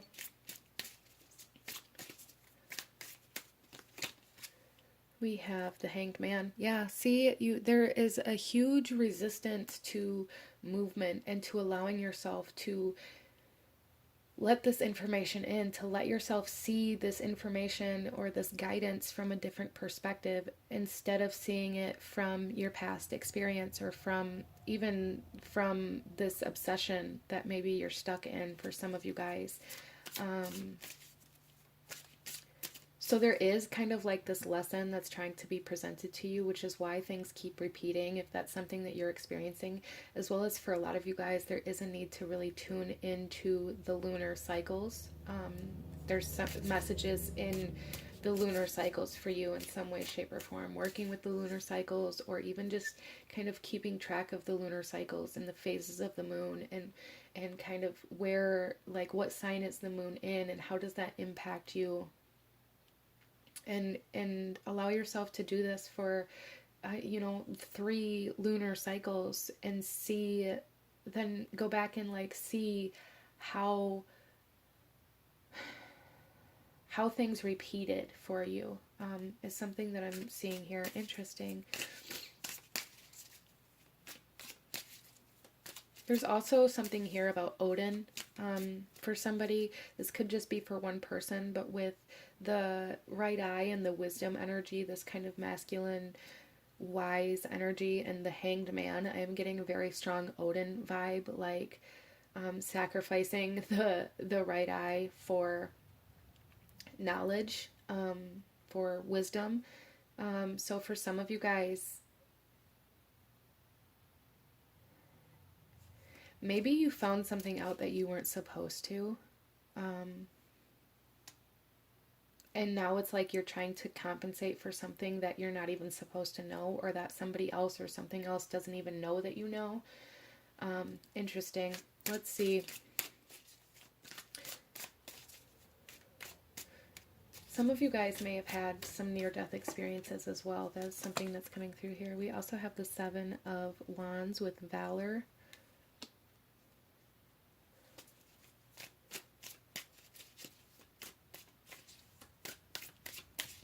Yeah, there's definitely like this strong kind of Mars vibe here, this need to fight for something. You guys are fighting to hold on to something that maybe you're not even supposed to have, or not even supposed to know. And for others of you, this is coming through here like you're refusing something that you are supposed to have or you are supposed to know out of this obsession with staying in this one place or this obsession with this one thing or one person. And your shadow is really wanting you to acknowledge that. And we also have the Princess of Cups coming out here.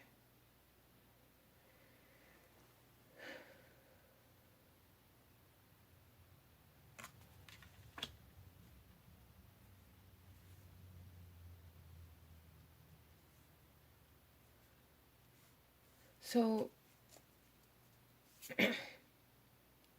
I feel like group number 3 is like a big message that's coming through here is like this sense of lethargism, or like this slow moving energy, like this inability to move past something, or this inability to let go of something, which is causing you again to refuse or deny information, guidance, or the truth. And with this Princess of Cups, I'm even seeing this with, usually like with the Prince of Cups in the traditional tarot, there's like this fish in the cup, and here we have a seashell with a turtle in the cup, and the turtle moves much slower, right? And there's just this sense of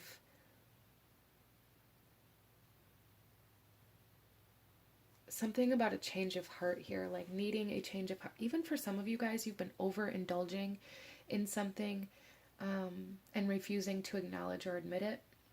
This doesn't necessarily mean like drugs or alcohol, but with obsession here, this could definitely be a person. That's something that's coming through here for somebody very strongly. Having some sort of obsession over a person, whether you're with this person or not, and refusing like the truth about the situation. And what I'm really seeing here is that your shadow self wants you to know that as soon as you can accept, acknowledge, or trust the truth or the wisdom that you're being given, the guidance that you're being given, things are going to start moving very rapidly. You're going to come out of this kind of hanged man energy, this stillness, this stagnancy, this lethargism, and things are going to start moving in a very rapid way forward. Whereas right now, again, it's like this energy of repetition, this energy of things moving very slowly, things repeating, things continuing to happen over and over and over again until you allow this change to happen. Interesting. So let's go ahead here, group number 3, and pull you one final message. Any last guidance, advice, actions you should be taking, or anything else that your shadow wants you to know at this time. And here we have be impeccable with your word as the agreement here. So always allowing yourself to speak the truth, and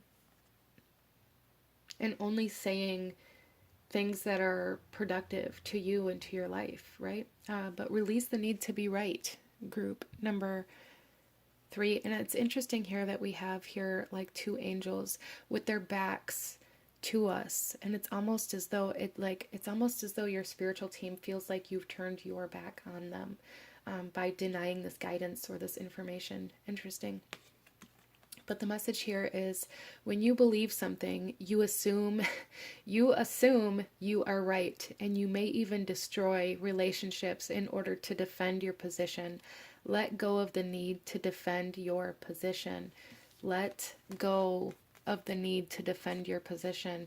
This here is all about assumption, right? Group number 3. So I absolutely love how this kind of tied this entire reading together for us. But this is what I'm seeing for my beautiful group number 3. If you enjoyed this reading, if it resonated with you, if it brought you value, please hit that like button, as it truly does help to support the channel. Comment down below. Let me know what you thought of this. Let me know if you chose this pile. Let me know what other readings you guys would like to see. Consider subscribing or joining the channel if you feel called to do so. I thank you guys so very much for joining me here today, and I will see you guys next time. Bye.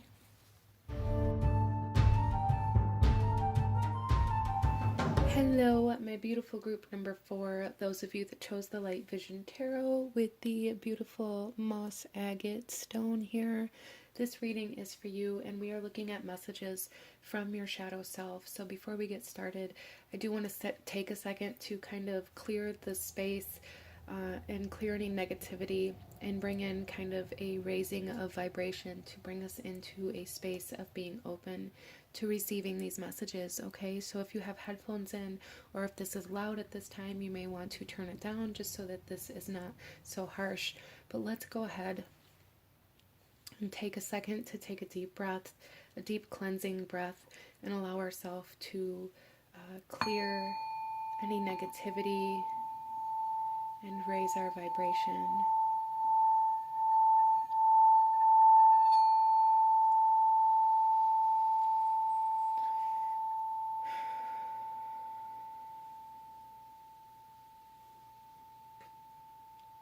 Okay, group number 3.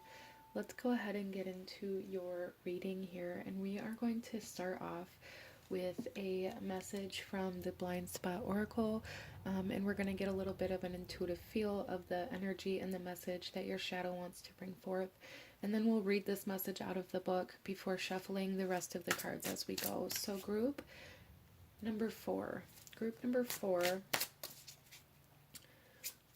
what is the message? What is the energy that the shadow self wants to bring forth for group number 4, please? Okay, so immediately I heard moth to a flame when I flipped that over. So I do feel for a lot of you guys that maybe you are feeling very drawn to something, as well as I am also feeling like this puppeteer vibe with this imagery. I feel like there's something here about feeling like you're not in control of yourself, or feeling like you have no self-control, or maybe your shadow self really wants to speak to you about self-control, and about kind of cutting any strings. Some of you guys may need to do some cord cutting, because I do feel like there's something here where it's like you are under the control of somebody or something else out of this deep desire for acceptance, or for this need for like validation is causing like some sense of conformity, or like this feeling, just this feeling of being out of control of yourself, like having no power. So group number 4, I feel like your shadow self really wants to talk to you about taking your power back from something or someone that is currently kind of controlling you. Some of you guys may have really struggled with like some narcissistic energies or narcissistic relationships. But let's go ahead and read this message out of the book here for you guys. Group number 4. Okay, interesting. Yeah, see, we have desperation here for your card. And the message here says, if you have drawn the sigil, what you do not see clearly is your desperation, or what that desperation has caused or is causing you to line up with. Desperation is the cover emotion for despair. I want you to imagine that a tsunami hits and a woman's child is carried away by the water much faster than she will ever be able to save him. At that moment, she cannot accept that reality of loss. She is in an immediate place of despair, which is utter and complete hopelessness and powerlessness. To prevent something from happening that she cannot deal with, or doesn't even know if she wants to survive happening, she is in such a place of despair that a survival mechanism quickly converts that despair into desperation. She will avoid that hopeless powerlessness by doing literally anything she can without limit to try to recover her child. This is an energy of desperation. Desperation works in 2 directions. It exists relative to things that we are desperate not to lose, as well as things we are desperate to get. This desperation is very real. Saying there is something wrong with desperation is the same as saying there is something wrong about a starving person stealing food. People who make desperation wrong have no idea what it means to be desperate. When people are desperate, they often have to do the best they can from where they are with whatever they have. We may be thinking the wrong way, making bad choices, and taking the wrong actions because we don't want to lose something, like our reputation or someone we love. Or we may be thinking the wrong way, making bad choices, and taking the wrong actions because we so desperately want something, like to be a famous actress or to feel a sense of belonging with someone. If what we are desperate for is an emotional need, one of the most common situations we may end up in if we are not aware of our despair and thus are subconsciously operating through desperation, is an intermittent reinforcement relationship.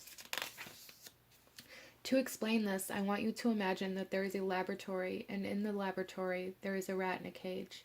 The scientists in the lab are studying behavior. In one corner of the rat cage there is a little lever. Every time the rat pushes on the lever, a pellet of food comes out. Needless to say, the rat is preoccupied with pushing the lever and getting the pellets that come out each time. So the scientists wonder what will happen if they remove the pellets. The rat pushes on the lever and eventually realizes that it's not going to yield any pellets, and so he loses interest and preoccupies himself with other things. What these experiments had in common is that there was a predictable pattern in terms of expectation. This is called continuous reinforcement. In the first experiment, the pattern was I push the lever and I can expect the pellet to come out. In the second pattern, I push the lever and I can expect nothing to come out. Now imagine that the scientists start to wonder what will happen if they make a pattern unpredictable. What if sometimes when that rat pushes the lever, a pellet sometimes comes out and sometimes doesn't? They imagine that the rat would become frustrated and eventually lose interest. In fact, the opposite happened. Again and again, each rat became anxiously obsessed with the lever and neglected all of its other grooming habits and started to deteriorate. The rat was engaged in an intermittent reinforcement experiment, and the intermittent reinforcement had created an addiction. But this addictive behavior didn't cease when experimenting on the same rats. The scientists reverted back to the pattern of continuous reinforcements of no pellets in response to the rat pressing the lever. The rat stayed obsessed with the lever despite receiving nothing. It had grown accustomed to periods of time where no reinforcement was given. The intermittent reinforcement had created persistence in the face of resistance. Intermittent reinforcement applies to much more than just rewards and things we want. Intermittent reinforcement applies to things we want that are only granted inconsistently, unpredictably, and occasionally. It also applies to things like rules and personal boundaries that are only enforced inconsistently. This causes people to become confused and either terrified about how to interact with the person setting the rule or the boundary, or conversely, to push the limits until they get what they want from that person. Intermittent reinforcement creates addiction. Think about gambling. If you are sitting at a slot machine, you may try to predict the pattern of reward, but you cannot. It is randomized. But the high that comes as a result of the experience of the random reward creates obsession. You become owned by the game, desperate for what only someone else has control over giving you. You are desperate for it, building up so much despair and starvation that when you get a single scrap, the relief you experience by getting that scrap feels like nirvana, and you begin to chase that feeling and do anything you can to get it. For this reason, the scraps we are desperate for can be said to contain poison. If you are in this kind of relationship, you are the rat in the cage caught in that cycle of torment. No matter what, if you are in an intermittent reinforcement relationship, you are in an abusive relationship. Okay, if you have drawn this sigil, whatever it is that you are desperate for, you are being asked to do two things. The first is, instead of running away from your despair and desperation, acknowledge it and lovingly caretake it directly. It represents a desperate need that you cannot unneed. You must consciously meet that need in the best way you can, in a way that is within your control. This is like asking a starving person to be objective and rational in a situation where it feels impossible to do so. So simply do the best you can with what you have from wherever you are. The second thing this sigil is asking you to do is to see that your desperation is getting you into a situation where a starving person is offered a poisoned apple and takes it because they are desperate, even though it will provide short-term relief in exchange for long-term suffering. This is one of the most seemingly unfair traps within this universe. If we deny our despair instead of offering it presence and resolve, we do not see that we are more in tune with and likely to be fooled by these apple mirages, solutions that may seem to be real but are not. If you have drawn this sigil, making choices and acting out of desperation is not going to yield positive results. Interesting. Yeah, so there's definitely a very, very strong energy of control and of, it's almost like someone stringing you along is the energy that I'm picking up here, group number 4. So that really kind of reinforced that kind of puppeteer energy that I was getting from this imagery, right? Let's go ahead and pull some more cards, group number 4, and see what else your shadow wants to talk to you about today, okay? Masquerade. Okay, so group number 4, I really feel for a lot of you guys here that there is some sort of coping mechanism that you are kind of using as a way to cover up this desperation or this need that you have that you can't unneed, right? There's something here about disguising your needs, disguising. For some of you guys, this could even be like disguising your relationship that you're in, especially those of you that are in that kind of narcissistic cycle, which is an intermittent reinforcement relationship. That's essentially what a narcissistic relationship is. It's just like the other person constantly keeping you in this cycle of searching for that high, searching for that moment in time when you get that validation or that approval.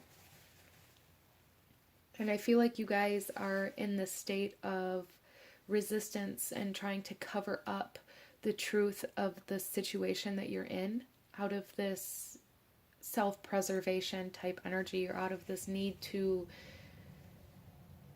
it's almost like this fear of people saying I told you so, coming through here. So it's like you're trying to cover up something so that other people can't say I told you so, but that's creating that long-term suffering, right? Let's pull another card for group number 4 and get a message from your shadow, as well as kind of an idea of where you may be able to recognize your shadow, or where you may be able to recognize this energy that's trying to be presented to you. Group number 4. I regret lying to you. We also have I hide behind material things. So there is a strong sense of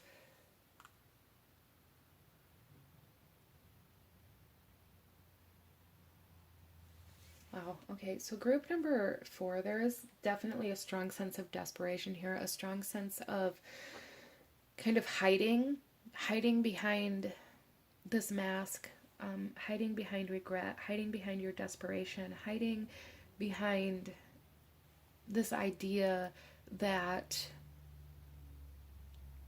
you are in control, or that you are making this choice, or that this is something that you desire. Because I feel like for a lot of you guys, especially if this is a relationship that you're in, like a romantic relationship, so some of you guys may be experiencing this, in friendships or in co-worker connections, or, anywhere within your life.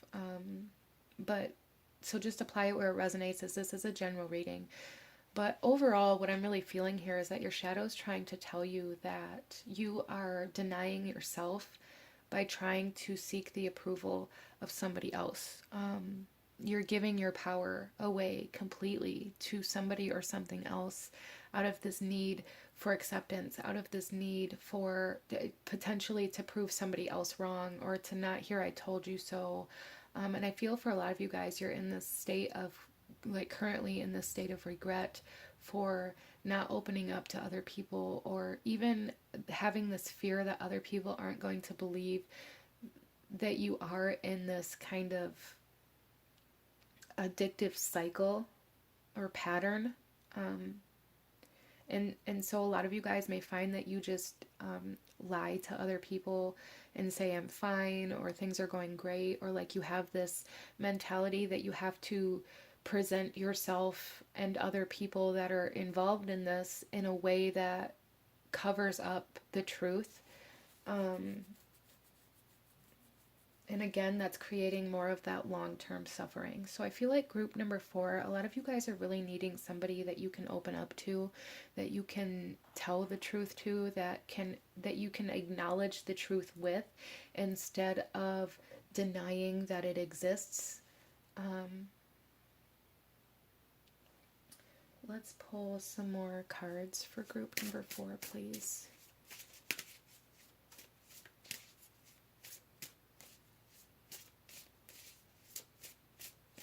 So there's almost like this energy here where it's like your shadow is wanting you to recognize that where your regret is where you're being asked to change certain things, or where you're being asked to acknowledge that there is desperation at. Because like if you're regretting being with somebody or being in a certain situation, but keeping yourself there out of this idea that you have to, or out of this idea that things are going to change, you're really just lying to yourself.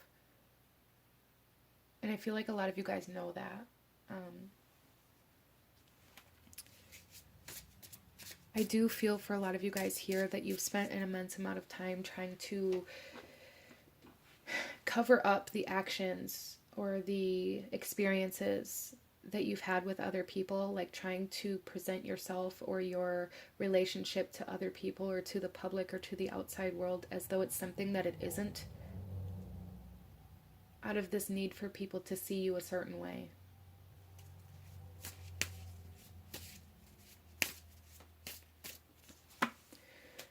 We have Zadkiel with the Angel of Mercy,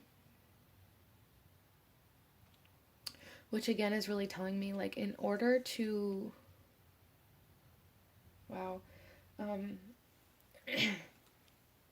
in order to experience relief, you must first acknowledge the pain or the desperation, or it's almost like ripping a band-aid off. Like, in order for you to get the band-aid off, you must first endure the pain of kind of, ripping it off, right? And that's kind of, I feel like, what your shadow is asking you to do, is like to rip this band-aid off, to stop covering it up, and to allow like fresh air in, like there's like this need to come up for air, this need to stop hiding.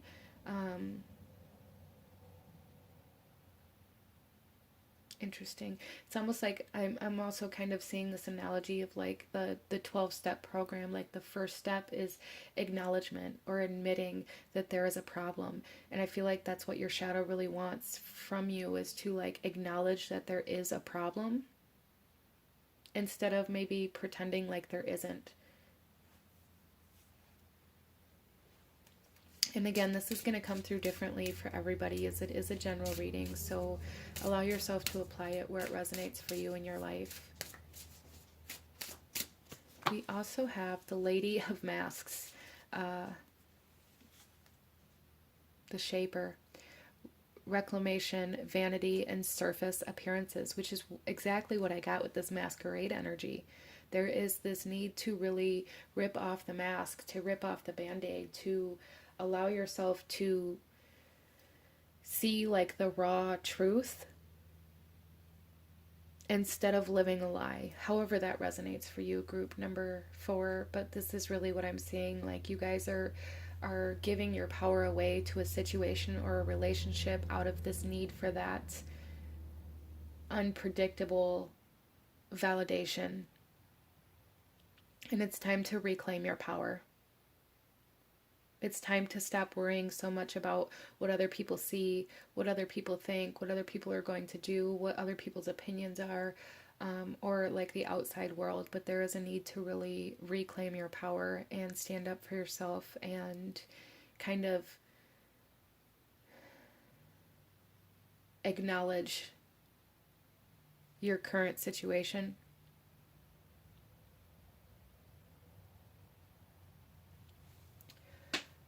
You guys here also chose the moss agate. So this is telling me that for a lot of you guys, you are currently going through either a healing or an activation of the heart space, which is causing you to maybe recognize your needs in regards to love, maybe recognizing your own compassion or empathy versus like feeling bad for somebody, or feeling like I feel like for a lot of you guys, you may be even subconsciously recognizing that you can have compassion or empathy for somebody without putting yourself in their pain to try to lessen their pain.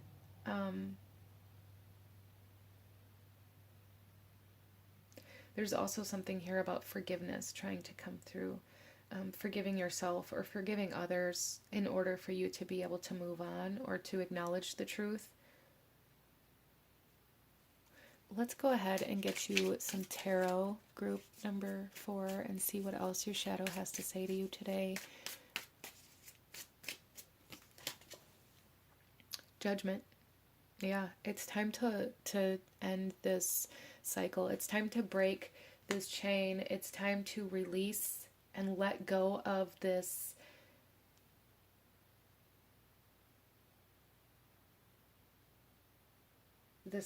illusion that you've been living in, or this almost essentially like this mirage, or this false sense of reality that you've been living in, that it's supplying everything that you need, when in reality it's withholding what you need and causing you to be so desperate for it that you take the scraps that are kicked down to you. Like, it's time to break that cycle with Judgment here. It's absolutely, definitely time to break that cycle in some way or another. We have the World. Wow. Big ending coming for group number 4. And this can come through in so many different ways. This could be an ending of a cycle, kind of breaking that chain. This could be an end of a relationship for some of you, but it definitely doesn't have to be. This is just the ending of this intermittent relationship, however that comes through for you. Whatever you have this relationship with, whatever this need, this desperation is coming to an end. If you can kind of turn around and face it and open up to it and accept it, allow it to be present with you instead of pushing it away or pretending as though it isn't there, pretending like everything is fine. I feel like the strong sense of group number 4 here being like my souls that are constantly just being like, I'm fine, everything is fine, when you're sitting in a room that's like on fire, right? There's a need to kind of acknowledge that the room you're sitting in is on fire in order for you to be able to get up and leave that room. I hope that makes sense for you. But you have to make this decision. With Judgment here, this is you making that decision to break this cycle, to make this ending happen. You are the only one that has that power, and this is how you reclaim that power. This is how you reclaim your power, by making the decision to end this perpetual cycle, to cut these strings, if you will. And we also have Strength. Oh my gosh, group number 4, all 3 major arcana cards coming out here for you. Your shadow really wants you to find the strength, the courage to cut these strings, to no longer give anybody or anything the power to control you or to control your needs, however that comes through for you. There's a sense of kind of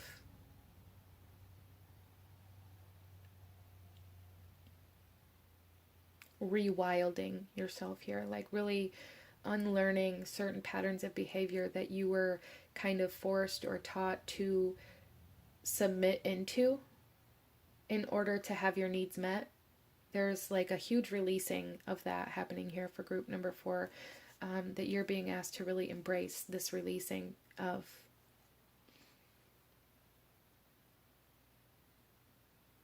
The bottom of the deck here we have the 9 of Cups, which speaks of independent happiness, like being able to be happy, being able to find happiness within yourself and within your life, and not relying on anybody or anything else to have to give that to you. Interesting. Wow. So major endings, major releasing, and like big changes and empowerment coming to group number 4. And your shadow really wants you to kind of open up to this, to make this decision, to acknowledge that you've been living this lie, or that you've been living in this state of desperation or the state of control, living in this cycle of perpetual kind of abuse, regardless of how this is coming through for you. Okay, group number 4, let's go ahead and pull you one final message. Any last guidance or advice or actions you should be taking at this time that your shadow wants you to know for group number 4, please. Okay. So here we have don't make assumptions as our agreement, and this here says let your life be transformed. I love it. And the message on this card here says, when you stop making assumptions, your world becomes impeccable and your life is completely transformed. Magic just happens in your life. What you need comes to you easily because spirit moves freely through you. Yeah, so there's something here about like an underlying belief system that you have to get your needs met. Excuse me. That you have to get your needs met, like through or by somebody or something else. And your shadow is really coming through here wanting you to acknowledge that you don't. Like, you just have to allow yourself to see that you actually have the power to transform and to make changes and to end this cycle if you choose to cut these strings and allow the transformations to happen. But this is what I'm seeing for my beautiful group number 4. If you enjoyed this reading, if it resonated with you, if it brought you value, please hit that like button, as it truly does help to support the channel. Comment down below. Let me know if you chose this pile. Let me know what other readings you guys would like to see. Consider subscribing or joining the channel if you feel called to do so. I thank you guys so very much for joining me here, and I will see you guys next time. Bye.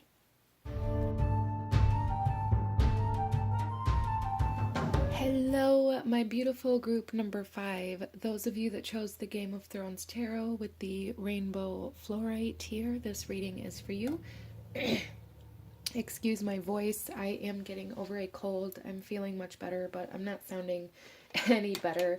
But let's go ahead and, starting off group number 5, we are going to kind of cleanse our space, clear any negative energies, and really kind of raise our vibration to bring us into a space of being open to receive these messages from our shadow.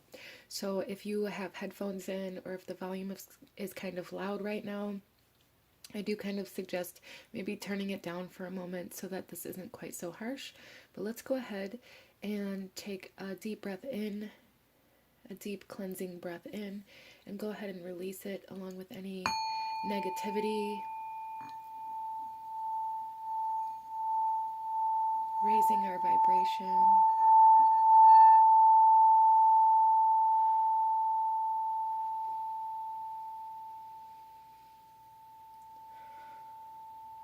Okay, group number 5. Let's go ahead and get into your reading here. And starting off, we are going to pull a card from the Blind Spot Oracle to get kind of an overall feel of the energy and the messages that your shadow self wants to bring forth. And then we're going to read this message out of the book as well, and then we'll continue shuffling the cards out as we go. So group number 5. What does your shadow want to talk to you about today? Group number 5. I do feel a strong sense of group number 5 being my group of people who are writers, storytellers, people who are very complex as well. With the Game of Thrones Tarot, I'm kind of tuning into this idea of the complexity of the character building in the Game of Thrones series. being something that's significant for group number 5. So there is something here as well about like doing the right thing for the wrong reasons, or doing the wrong thing for the right reasons, or having some sort of hidden motivation, like doing the thing because it looks good to other people, or so that other people think that you are, you know, a charitable, giving kind of person, when maybe that person is doing this thing to gain that recognition, not for the good of somebody else or for the good of something else.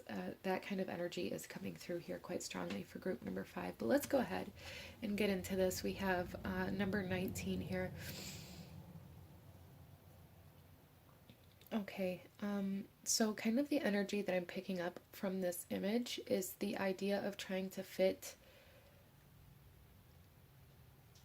I'm seeing like that child's toy that has like the different shapes and then the blocks that match those shapes, and it's almost like trying to fit the wrong shape into the wrong hole kind of energy coming through here, like you're trying to force something to fit, trying to put on like clothes that are too small, or there's just something here like trying to put on something that doesn't fit, trying to force something, trying to make something a reality that isn't meant to be, or that can't function or exist in the way that you're trying to make it exist.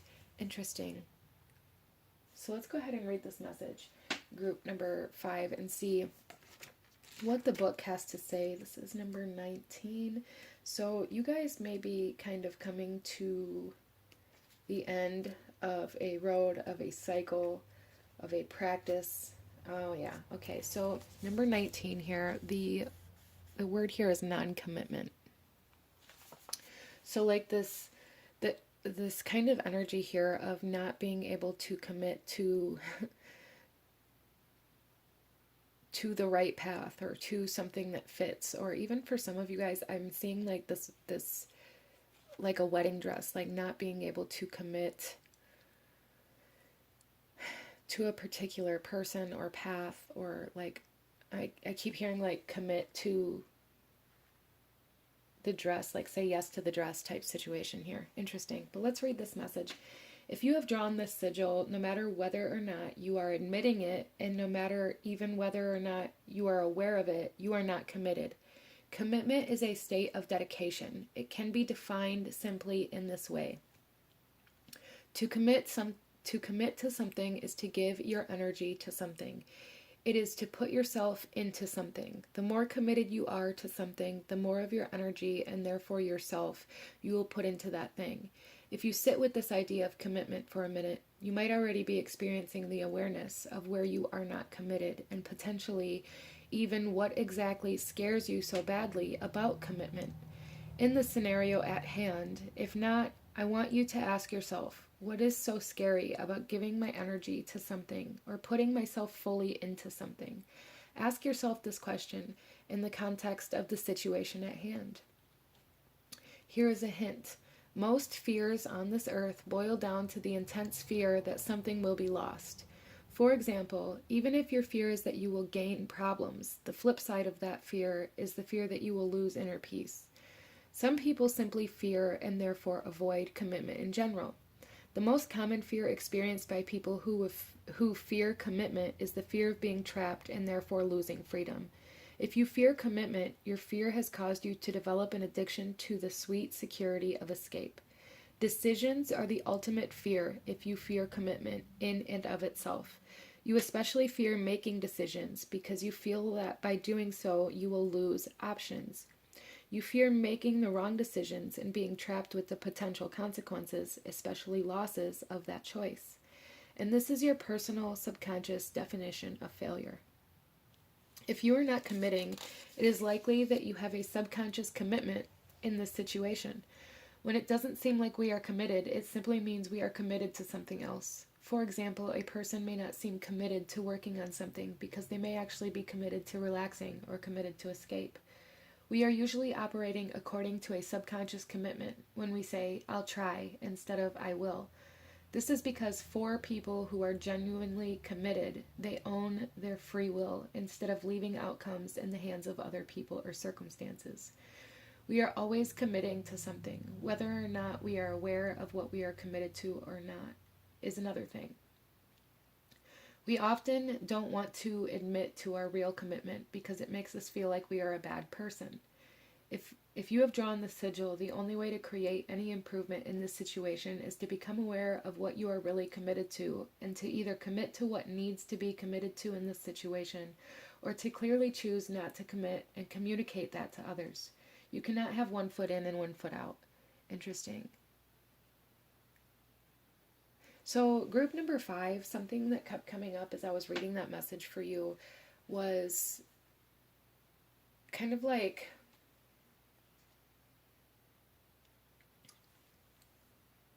this idea that everything we do in life is based out of this idea that something is missing.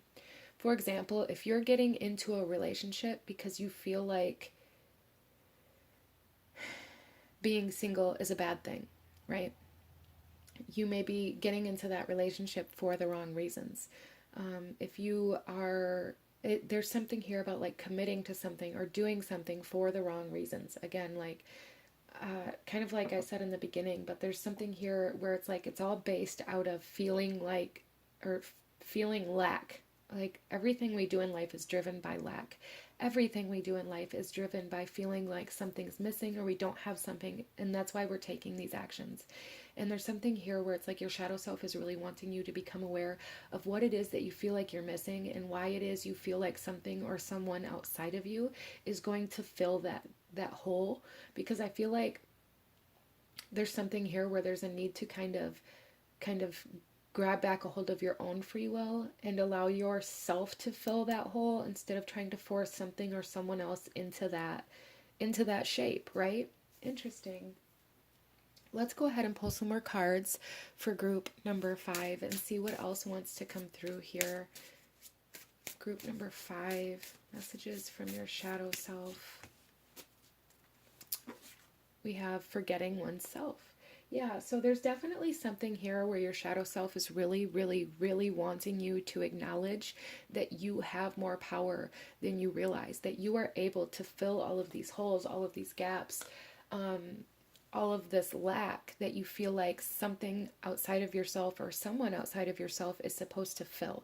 So for instance, for some of you guys, you may feel like in order to experience love or in order to have like love in your life, you have to have somebody that loves you. This isn't true. This is kind of that subconscious commitment or the subconscious belief system that tells us that love has to be given to us. And that's kind of what I'm feeling here, but like overall in general, this is about more than just love. This is about committing to this idea or this belief system that what you're missing is something that has to be given to you or something that has to come from an outside source. And your shadow self is saying like you have all of the power and the tools necessary in order to feel whole. Interesting. Let's pull another card. I just really feel like group number 5, you guys forget about yourself in a lot of situations, or like you expect all of your needs to be met by outside sources or by outside people, and forget that you hold power, that you have power in this reality, and that you have like all of the tools and resources that you need for the things that maybe you're needing from other people or just from the outside in general. Let's get a message from your shadow self and also kind of take a look at where you may be able to see this within yourself or within your reality for group number 5. Yeah, see, you were the best thing in my life. So again, it's like this idea of trying to force something to fit out of this idea that it makes you better or that it's better for you or that it fills some sort of void that you feel like you have, instead of acknowledging that you maybe have healing that needs to be done, or that you have the ability or the resources or the tools that you need to fill these gaps that you're perceiving within yourself. There's something here about like really needing to see yourself and to see these gaps or these cracks or these holes that you're seeing as parts of you that need to be healed, not parts of you that need to be filled by outside forces in order to make you whole. So it's like, it's not about filling the holes or the cracks or forcing certain things to fit in those spaces within you, but it's about mending those spaces within you and committing to your own path of healing and of self-empowerment and of recognizing your power and yourself and your reality instead of constantly living outside of yourself or for people or situations outside of yourself. There's a strong, strong energy here of always looking outside of you for the answers, looking to other people to give you love or to give you happiness, or viewing those things as though there's something that have to be given to you. There's something that have to be placed in your life for you to experience, and you forget completely about yourself. And you guys may also be the kind of people who are very self-sacrificial and very much so about giving too much of yourself to other people out of this idea that they would do it for you, but then they don't, and you feel like they took from you, or you feel like you lost the best part of you, when in reality what you lost was all the time, energy, and resources you put into somebody or something who wasn't willing to reciprocate or to replace or replenish that energy. Interesting. So there is a sense of depletion here. Group number 5, there is a sense of depletion here because you forget to nourish yourself, to nurture yourself, to replenish yourself, to rejuvenate yourself. And there's like this constant need to lift everybody else up and to fill all the voids in everybody else's life and to make sure that everybody else is okay. But then it's like you're waiting for other people to do that for you, and they don't, and you're left feeling very depleted because there's this subconscious belief system that the only way you can be replenished is from outside forces, like you do for others. And your shadow self is really wanting you to see that you have the ability to do for yourself what you're doing for others. And what you're doing for others is really what you need to be doing for yourself. Wow, okay. You can't commit to others or even have this idea that other people will commit to you if you can't commit to you.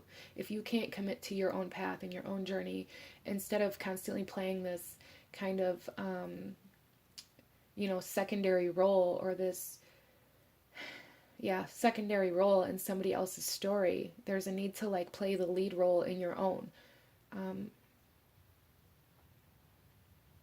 So group number 5, a lot of you guys may have this idea that you really want to mean something to somebody else.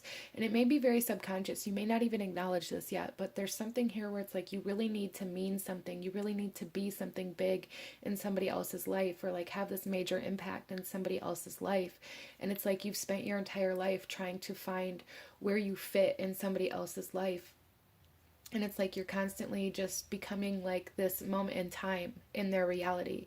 And in this search for trying to find whose life you belong in, or whose life you need to make this major impact in, to where they'll never forget you or they'll never let you go, you forgot about your own life, and you've just become this secondary or side role in multiple other people's lives, or this insignificant, and I don't want to say that you're insignificant, but to other people in their life, when you were there for a year or even 5 years, after 20 years, that 5 years becomes a very minuscule part of their life, right? And there's something here about like you are the lead role in your life for your entire life, and there's a need to kind of step into that role in order to find that major impact kind of situation that you're looking for.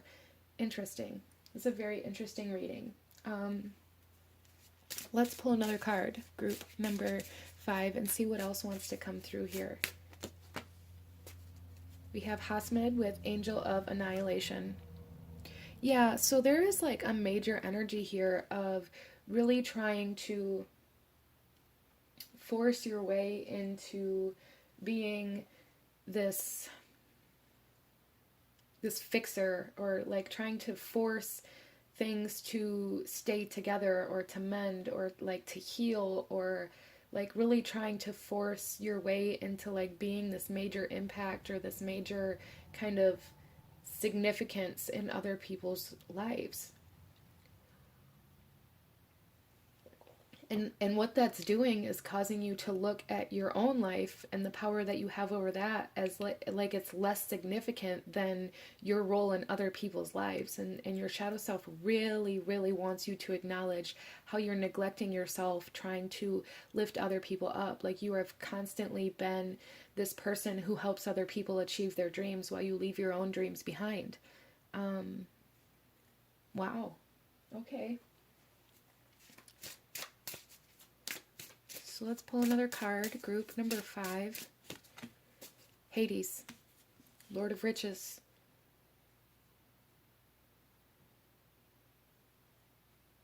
So this here says equanimity, wisdom, and inevitability. So again, it's like there's this sense of it's inevitable that you will end up being like we're okay. I don't want to say this is like you're gonna die alone, but essentially we all die alone. We all go we go through this journey of life and connection and being with other people and having our significant other or our spouse or our partners or our friends or our family in our life and everything. And even if they're there holding our hand when we pass, essentially we're still dying alone. It's inevitable. Like the ending is inevitable. The ending will come. And there's something here where it's like, do you want to constantly be this side role in everybody else's life or in a lot of other people's lives and stories, or do you want to be the lead role in your own story? Because I really feel like you guys constantly give the spotlight away. You constantly help other people get to their dreams, achieve their goals, doing everything that you can to make sure that other people can grow and expand and be more and have more while leaving yourself with less. And there's a big message here of really needing to put yourself first, really. We have some very powerful energies here. You guys are a force of power. You guys are a force to be reckoned with. And I think for a lot of you guys that maybe you fear your own power in some kind of subconscious way that you haven't recognized yet, and that causes you to avoid your power. And your shadow self is saying it's time to grab a hold of your power, and it's time to be that force of power, that force to be reckoned with, and really kind of carve out your own path and commit to this journey. I do feel like you guys are meant to be recognized. You guys, it's almost like I keep hearing, like, I think it's Miley Cyrus, like wrecking ball, like I came in like a wrecking ball. And I really feel that for you guys. Like, it's like once you finally grasp that you have the ability to be everything that you're seeking from other people, you are going to become that force of annihilation, and you are going to come in so strong and so big that it's going to be impossible to miss, that it's going to be impossible for people to look the other way. Interesting. Okay. Let's go ahead and pull some tarot, group number 5, and see what else your shadow wants to say to you at this time. For group number 5, please. We have the 10 of Spears. Yeah, see, you guys have made a habit and have committed to carrying the burdens and the responsibilities and the heaviness of everybody else. I even see that in this card here. Like, you've committed to being the, like, almost essentially like the garbage disposal for other people. You may find that other people only come to you when something's wrong, or only come to you when they need to unload, or only come to you when they need somebody to support them. And then they leave and they go live their best life without you. And it's I feel like this has been an ongoing pattern here, and there's really a need for you guys to like set down the burdens and the responsibilities of everybody else's life. That's not your responsibility to carry, and it's like you're being crushed under the weight of everybody else's burdens and everybody else's trauma and everybody else's need for healing, and you're not healing yourself, but causing yourself more damage. Wow. Group number 5, you guys may be very, very good at seeing other people's shadow or seeing like the darkness, or you may even kind of resonate with this idea like because you can see why people do the things they do, or you can see like their shadow, or you can see their trauma, you can see their pain and why they move through life in the way that they do, that it causes the sense of empathy, or causes this sense of almost responsibility where it's like I have to see the good in you, and I have to believe in you, and I have to, you know, encourage you because I can see what you're moving from. So I'm going to kind of disregard all of the negative things that you've done to me, or all of the pain that you've caused me, because you've had pain too. Well, that's not fair to you, group number 5. Like it's not okay for you to put yourself in harm's way just because you have a sense of understanding of why other people cause pain to other people. Like, interesting. I hope that makes sense for you. Like, there's this idea of hurt people, right?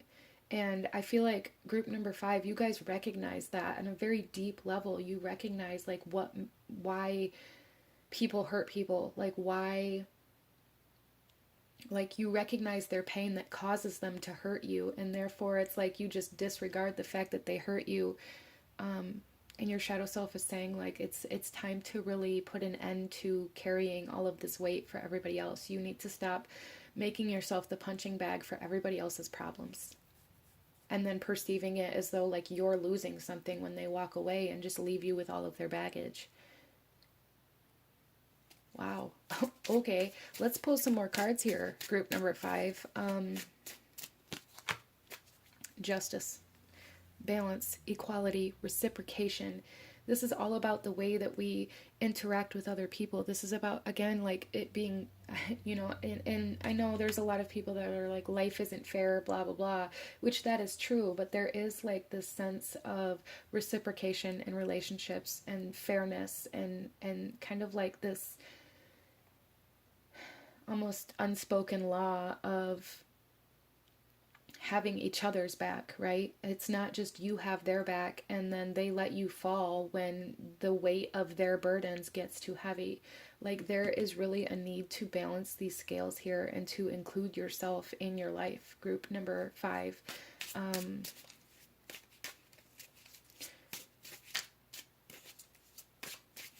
Some of you guys may have even experienced like not pursuing like legal action or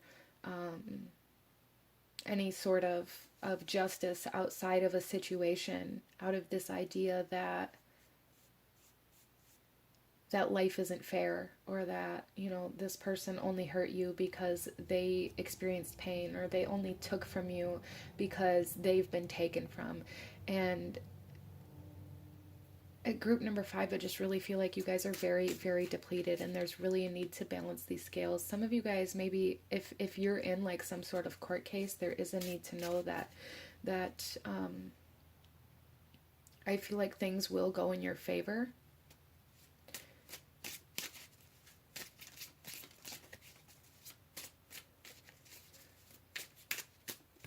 We also have the Lovers. Interesting.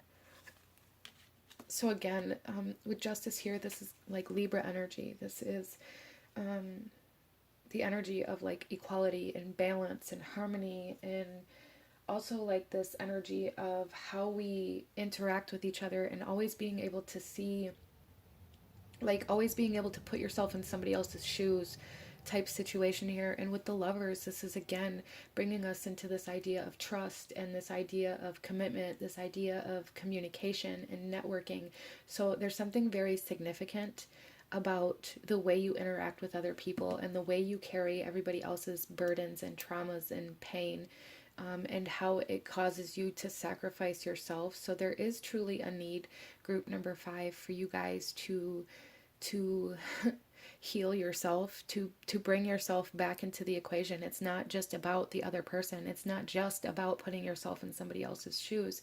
It's about seeing both sides of the situation, right? It's about reciprocation. There's something very significant about that here for group number 5, that your shadow self really wants you to acknowledge, that it's not up to you to just continue carrying the burdens of others, whether it be in romantic relationships or not.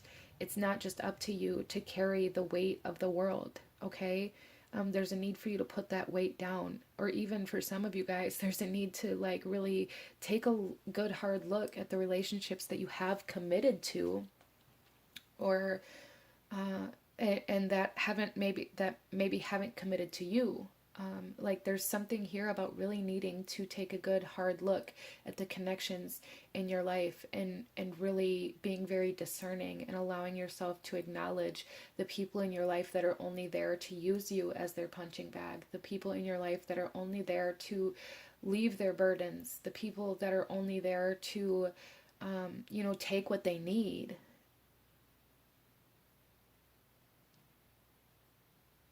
And then like your shadow self is coming through here saying, it's okay to give to the people we care about, right? It's okay to give, but it's not okay to just have everybody in your life take from you and never give back. And just, I feel like group number 5, you guys just go about living your life as though it's not happening, as though everything is fine.